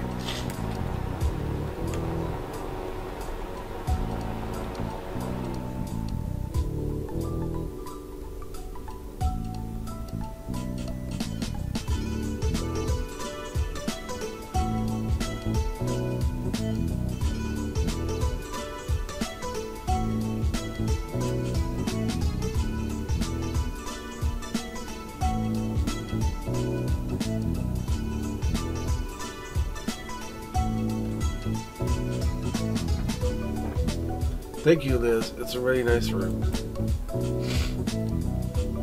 Hey, don't actually sound appreciative. That's plain dirty, says Liz. A smile laugh at as was shared between you and your older sister. You better believe you'll be back in the guest room when you've got your own place and we're both in town for a visit, says Liz.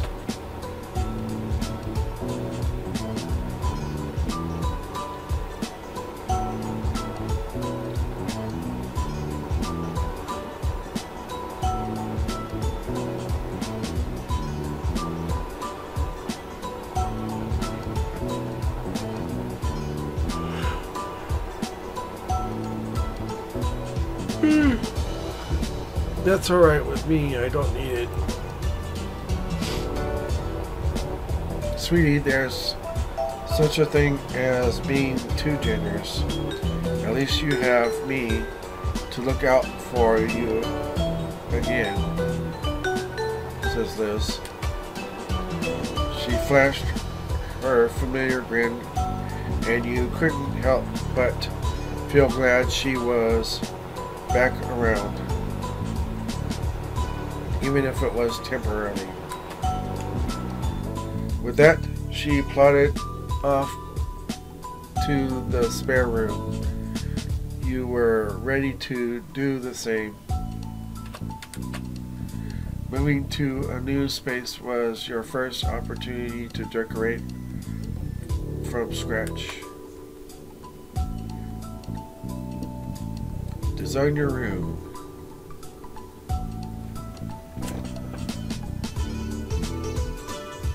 I like purple. Extras.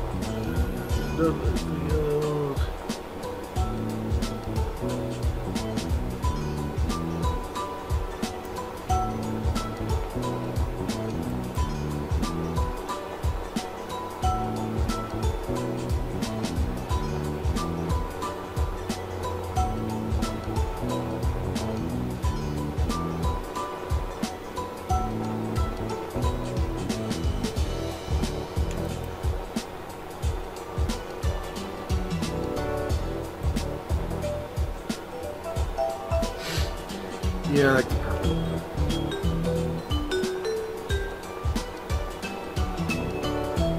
Done.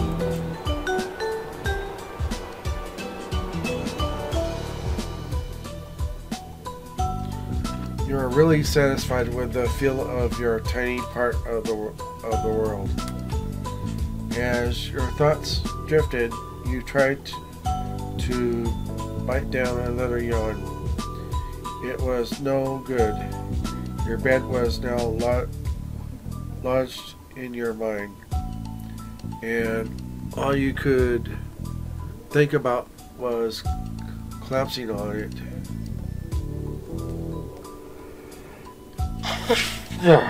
Excuse me.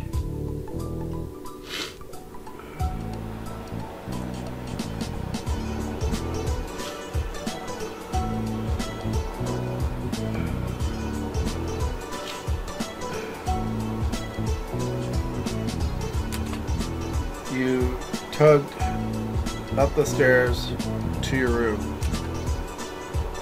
Stepping inside, you closed the door behind you, locking the rest of the house. When you turned back around, you realized you were not alone there. Comfortably perched on the window's sill was someone familiar to you. Cove Holden. He's back.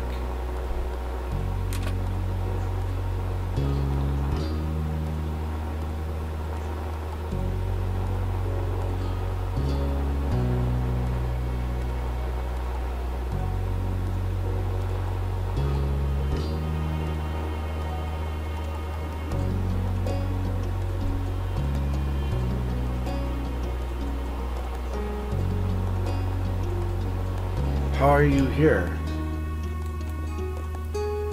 Surprise. You look very handsome right there.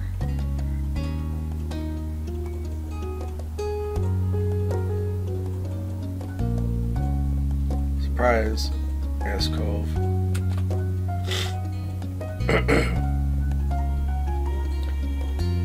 His tone was easily relaxed. It certainly was a surprise. You hadn't expected him to be in the state, never mind your own house. He hadn't answered how he had suddenly just appeared back in Sunset Bird. Though, to be fair, you had been so astonished,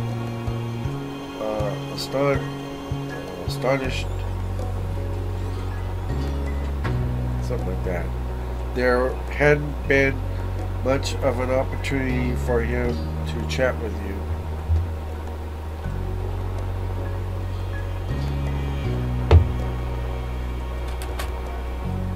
Thankfully, Cove was waiting for a good moment to start and began to explain. So I got in about 15 minutes ago.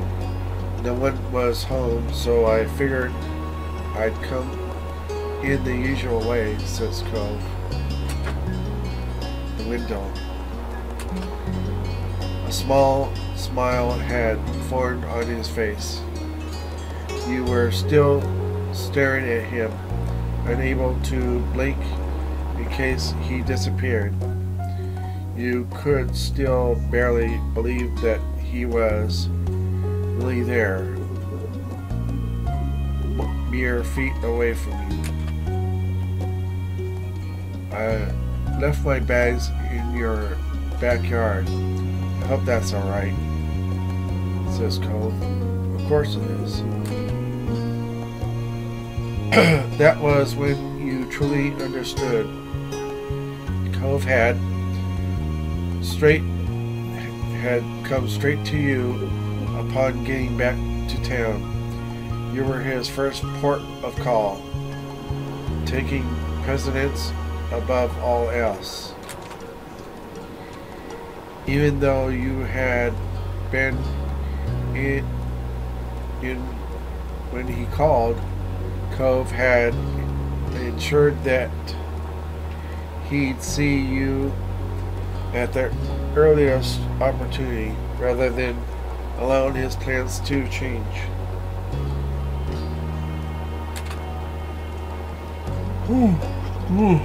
Excuse me.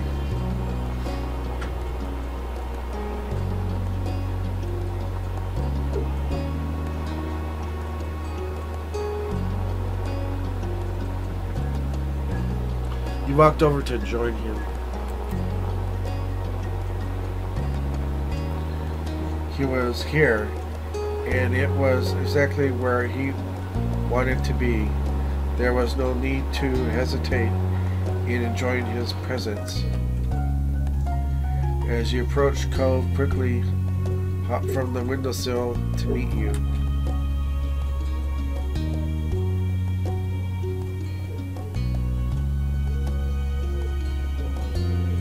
I missed you.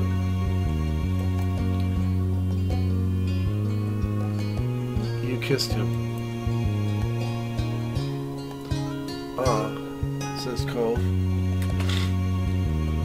He instinctively began to close his eyes as your face leaned in closer to his.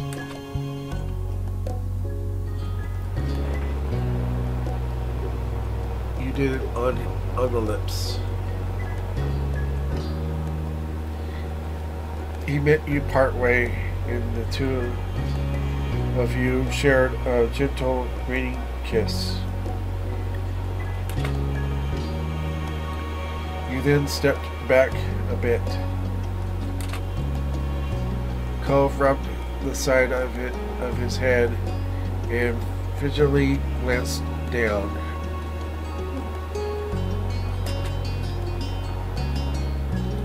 Though he couldn't help getting a little nervous, still he was beaming.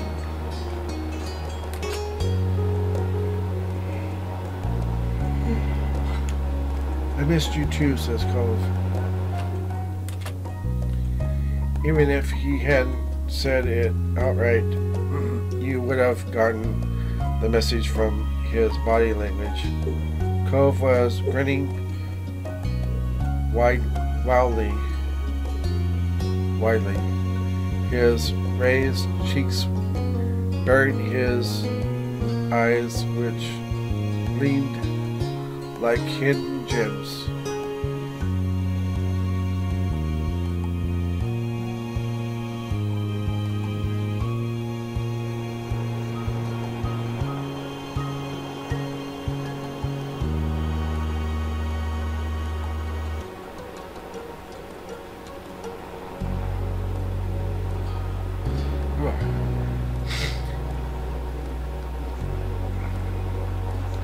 Even if he had said it outright, you would have gotten. And this is from. Okay. I read that part already.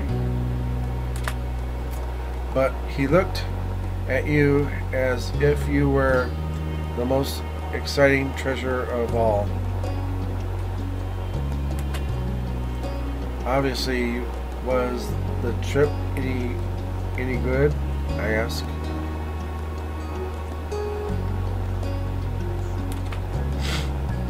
Cove's brow creased as he considered your question. He leaned in and kissed you again. After a long moment, he broke the kiss and tilted his face back just enough to speak, but not so much that your forehead stopped touching. I hated it. Let's never be apart again, okay? Asked Cove. He said that absurdly, absolutely, was a joke and exaggeration. Something that wasn't a real request, of course. And yet, despite all of that, it felt real. Your heart hummed in your chest. Your head swam, cast adrift on a tide of thoughts and adrenaline. Cove smiled as if offering a slight apology for his sudden onslaught of tenderness, but he let words probably hang in the air all the same.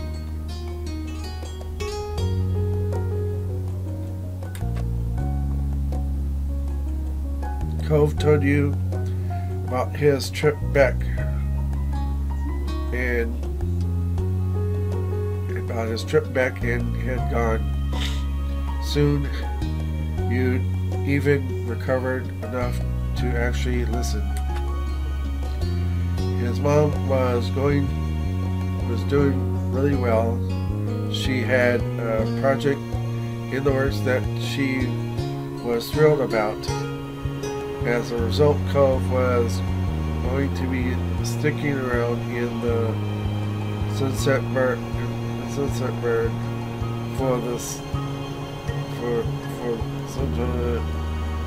for some time being. Things were settled as much as they could be. With Cove back once more, you felt at ease. Cove stretched his arms out over his head, his eyes on the window and the world behind. The sun had set while you'd been busy reuniting.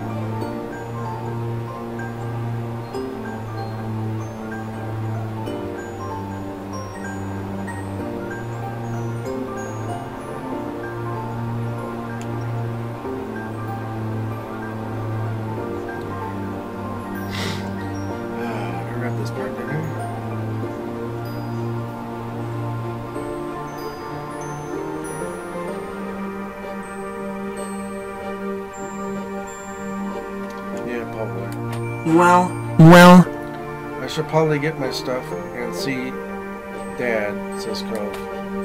He glanced over to you with a familiar,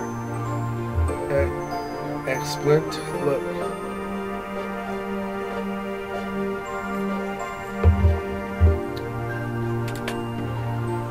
Wanna come with me? Asked Cove. You know I do.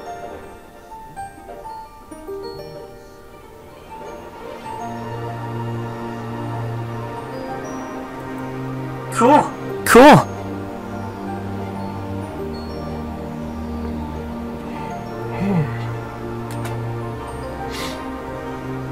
Cove began to head to your bedroom door. You followed after him.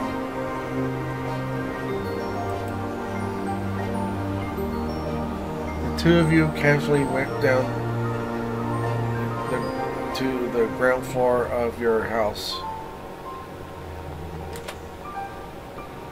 In all the excitement of Cove's return, you hadn't even remembered the gift you'd prepare for when he got back. It would be best to give it now, before he left your house.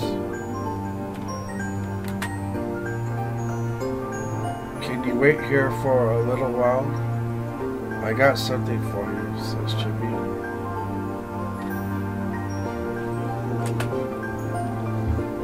Cove tilted his head, intrigued. Really? Asked Cove.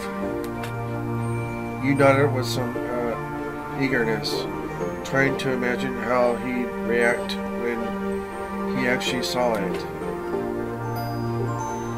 You bought Cove something special. It was... we did that when we were kids.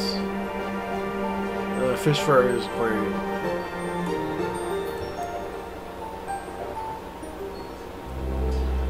You headed back up to your room, grateful that Cove hadn't spotted your present before now. The little container was temporary home for his new fish. Was waiting there for you, just as you left it. Very carefully, you cradled it in your arms to make the journey downstairs.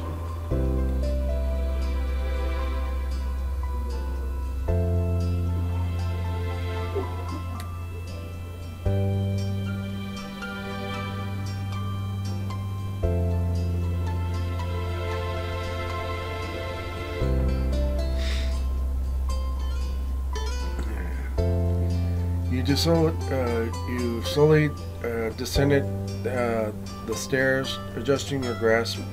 When you reached the ground floor, you could hold it out before you for Cove to admire. Cove gasped, placing a hand over his mouth, and bent down to watch fish more closely. You could see his expression through the clear container, his eyes wide and adoring. You let Cove take his time admiring the fish in silence. A few moments later, after he'd taken his fill, he looked up at you while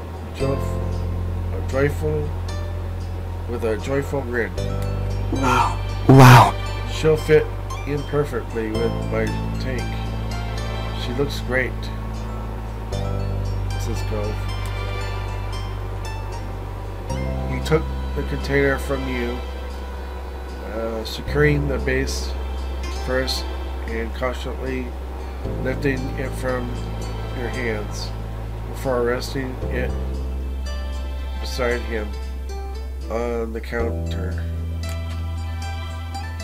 He brushed his fingers lightly against the top of the container, the closest he could get to petting his new companion, then turned back to you. Cove turned to look at the fish. You thought he was just admiring her again, but as the moment stretched out, you wondered if it was something more. Though his face was angled away from you, you caught his eyelashes fluttering as if battering away tears. His throat bobbled as he swallowed bubbling emotions. You knew that Cove could be sentimental, the gift and all the memories and feelings tied up in it seemed to have taken a toll on him. When he began to sniffle, you felt the need to reach out. Cove? I can't. You just... Chippy, I don't know what to do, says Cove. He forcibly scrubbed his eyes like he was trying to push the tears that threatened to spill back in. Oh, Cove, it's okay. Do you need to cry? I asked. No, says Cove. Nevertheless, tears had begun to spill down his cheeks. Even as he wiped them away, more took their place. I... Thank you, says Cove. His voice quivered as he spoke. Cove reached out. You gladly stepped forward to meet him. He laid his warm hands against your cheeks and brought his lips to you. You kissed Cove until the need for air finally went out. Head spinning, you were glad of the security of Cove's hands.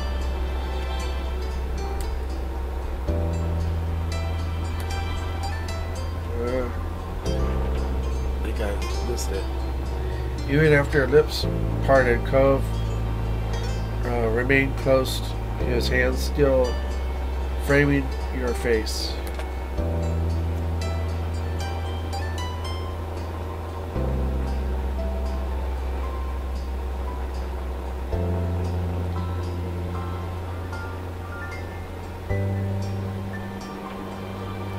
You're welcome.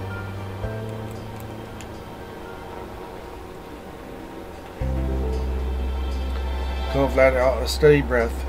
It was far removed from the shaky gasp that had accompanied his sniffles. The tears had dried.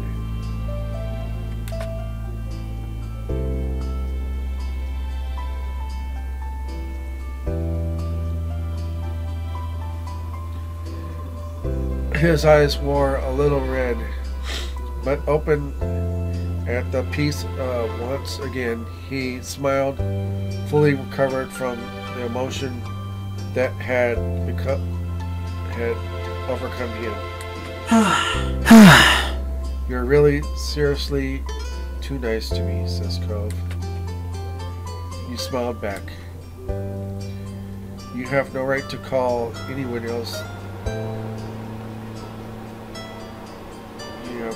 No right to call anyone else too nice, I exclaimed. Cove brushed his hand against the pale ghost scar on his arm. He was at a loss for what to do now. The clock ticked away, counting the seconds of silence. Once you had a chance to settle your thoughts, you figured you'd tell Cove the intriguing news. I have to tell you, you're never gonna guess who I saw today. You didn't give Cove a chance to reply. There certainly was no way that he'd figure it out. Shiloh. Huh? Shiloh? Cove asked. Cove repeated the name as his expression blank. He repeated the name, his expression blank. From when we were kids.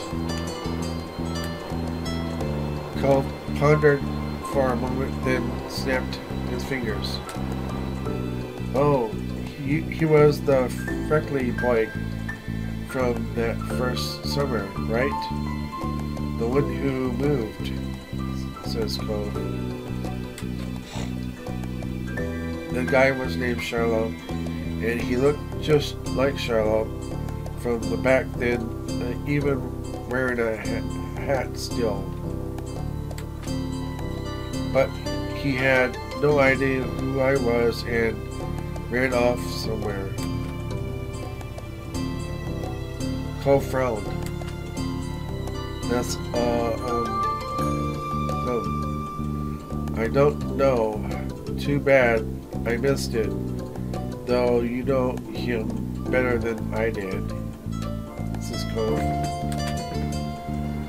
That was definitely true.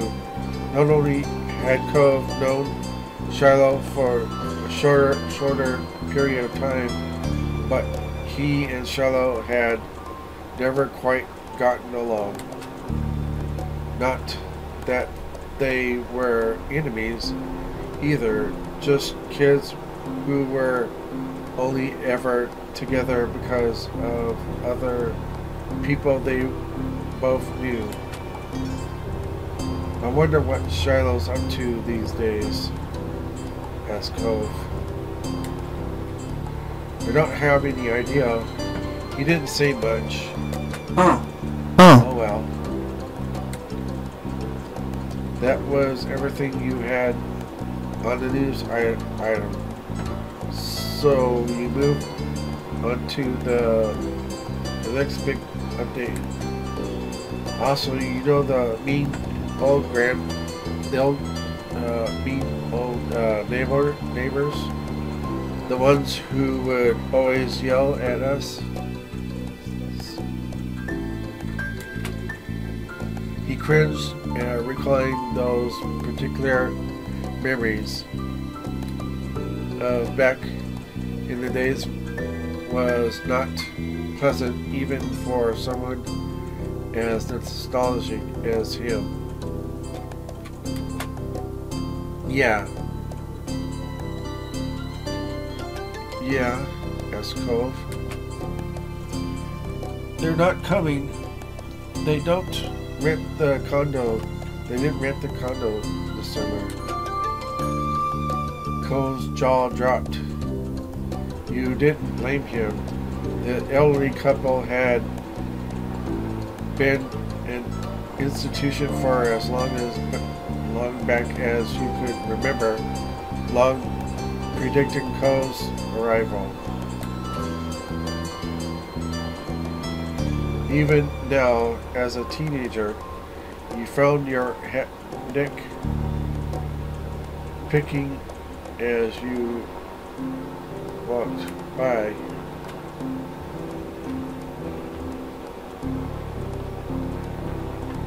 Their condo, half expecting a scolding for bathing the wrong way in the vicinity of their vacation home. It was strange to think that coming to an end. Wow, says Cove. Cove blinked, clearly struggling with the idea in the same way you had. I didn't see that coming. People being gone, people coming back. It feels like I've missed a lot, says Cove. This has been a busy summer already, says Cove. Well, you haven't missed the fireflies. They haven't shown up yet.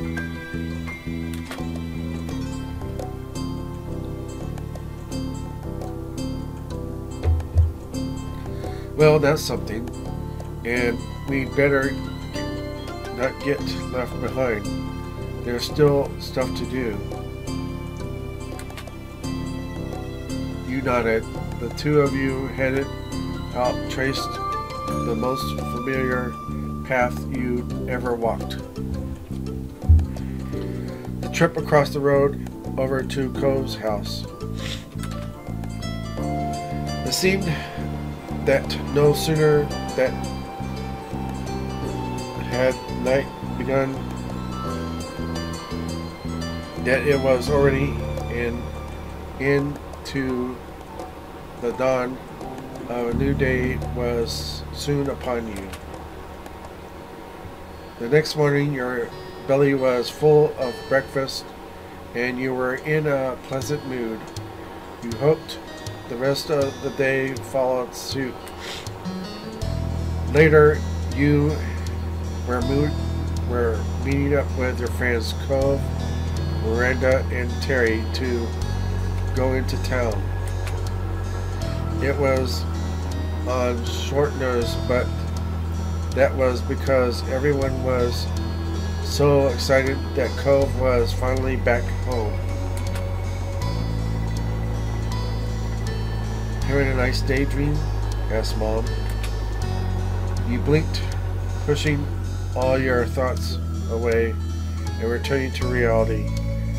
Your mom was watching you with a teasing smile. All right. So, what's on the agenda today? Asked Mom.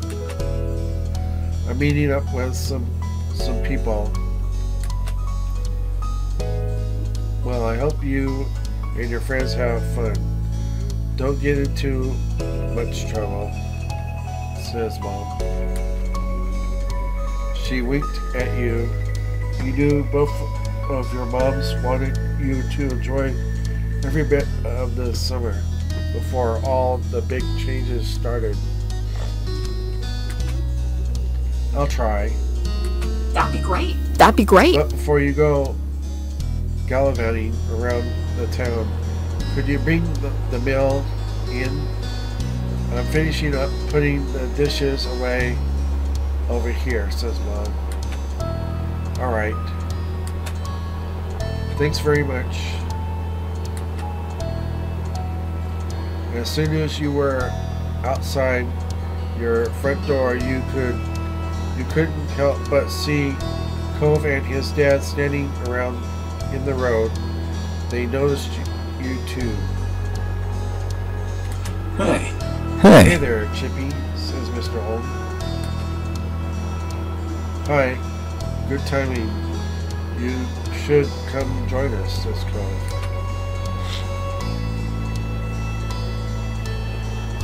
I'm gonna give him a kiss. I don't care if his dad's here.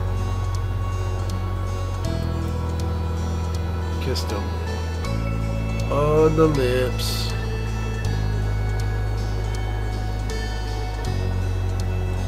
Cove welcomed you as you stepped closer. You cupped the side of his face with one hand, staring into his eyes, and leaned in. He met you halfway, placing a hand on your lower back and brought you even closer. It was quicker than you wanted it to be, especially now that you were getting lost in the moment. Your head slid from his cheek to his chest. Then you parted. His lips pulled into a satisfied smile, and he looked at you with stars in his eyes. You noticed Mr. Holden was taking in the scene of you and Cove with a self-satisfied smile.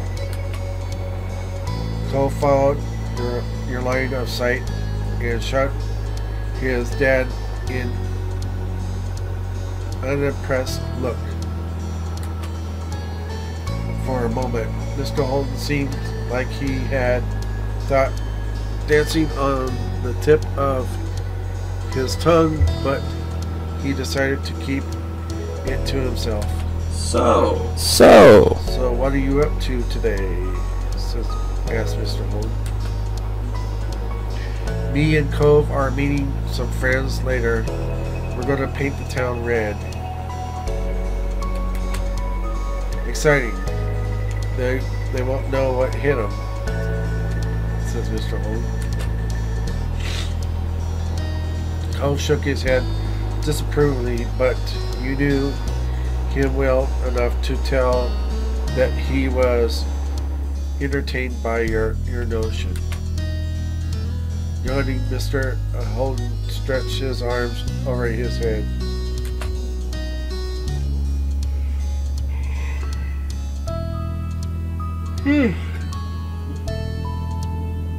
My boy and I have just been waiting around to see what the new neighbors are like, Mr. Holden says. It was definitely his ideas, says Cove. I don't know how you're not interested in this. It's big news. Besides, it'd only be polite to greet the new folks in town.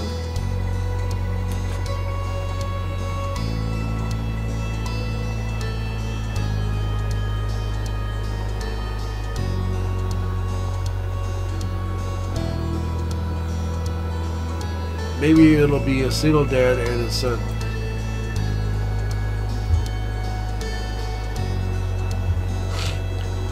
Cove snorted some early laughter at the suggestion. Oh?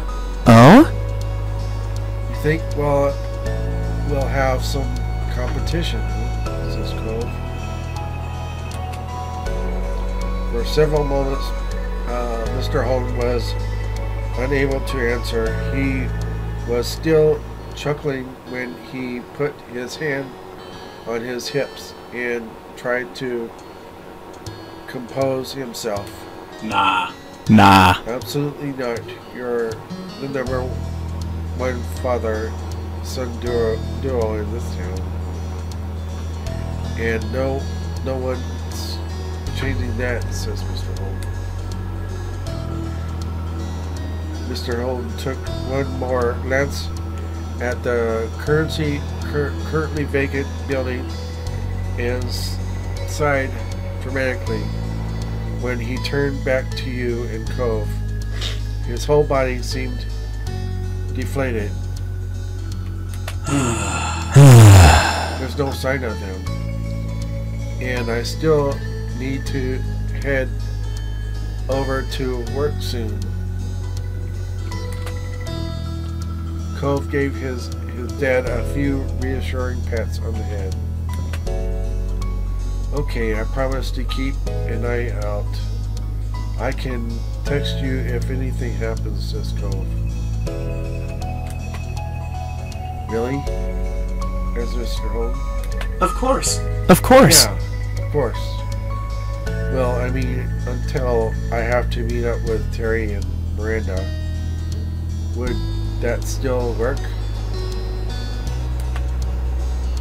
With a wide grin breaking out of his face, Mr. Holden looked absolutely thrilled to have his nonsense enabled.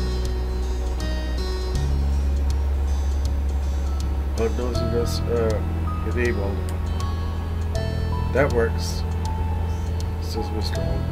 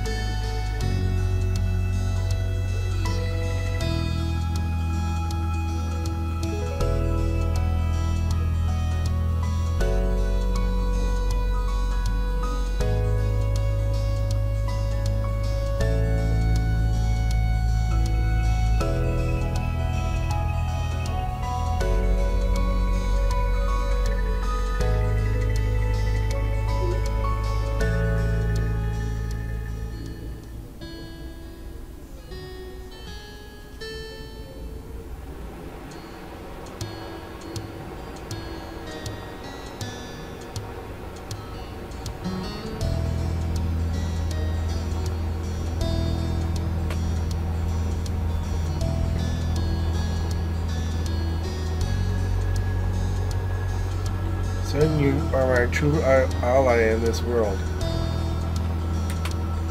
Mr. Holden stood up straighter, letting Cove go. He looked reinvigorated.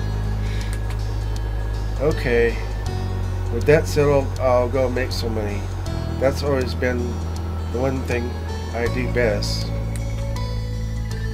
Miss Holden headed off to the garage with a big wave goodbye. Cove smiled. The whole time you both watched his dad leave.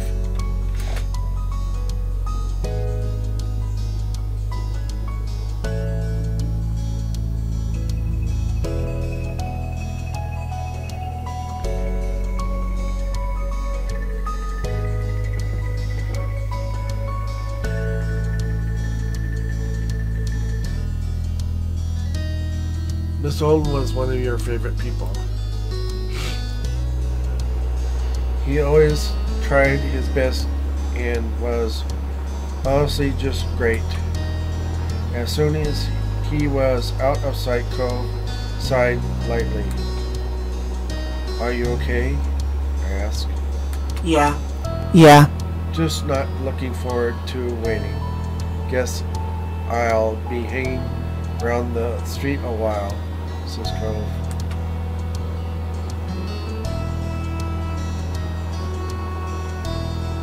I can wait with you.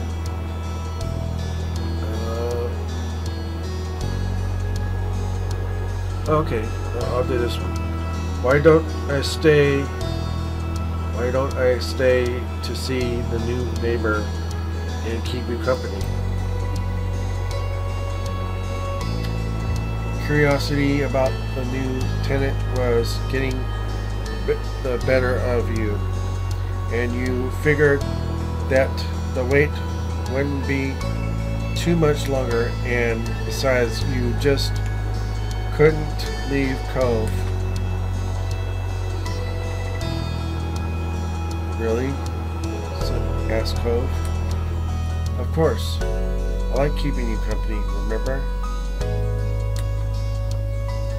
He stared at you a moment, smiling softly. Me too. Oops.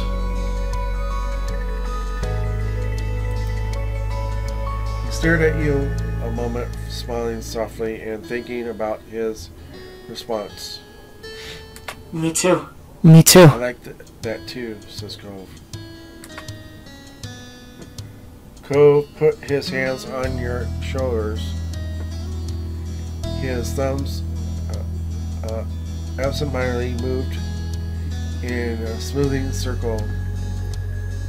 The look in his eyes was much firmer. He was serious. Chippy, you're my true ally in this world, says Cove. That got a familiar amount of chuckles from you. He grinned, the solipsism fading into amusement. Thank you. You're always good to me, says Cove.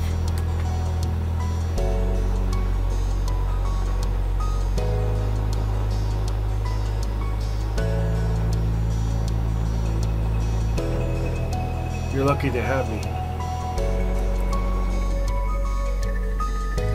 Teasingly, Cove raised an eyebrow. You're the most lucky guy in all of Sunset Bird. Luckiest. For the moment, you weren't sure if Cove was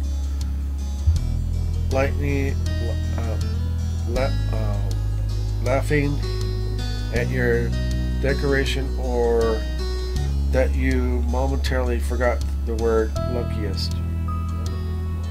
Either way, you didn't mind. The smile on his face reached his eyes and it made you feel electric. And then he let go of you.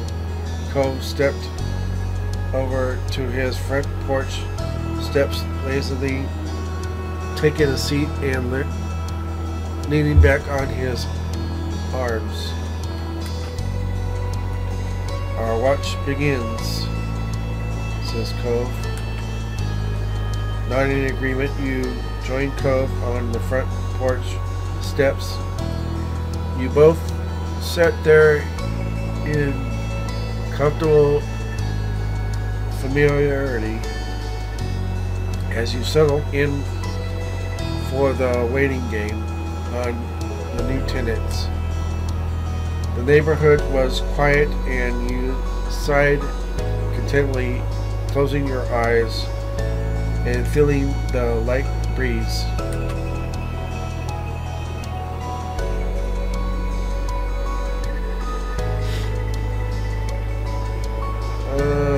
I'm gonna stop it there because I'm getting tired and I need to rest.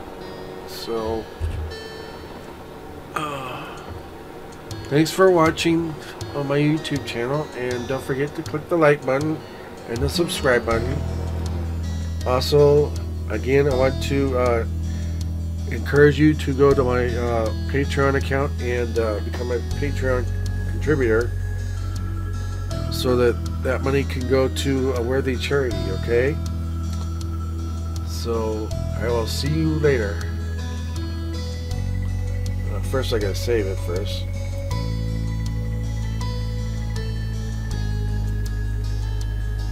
Here we go. Now, see you later.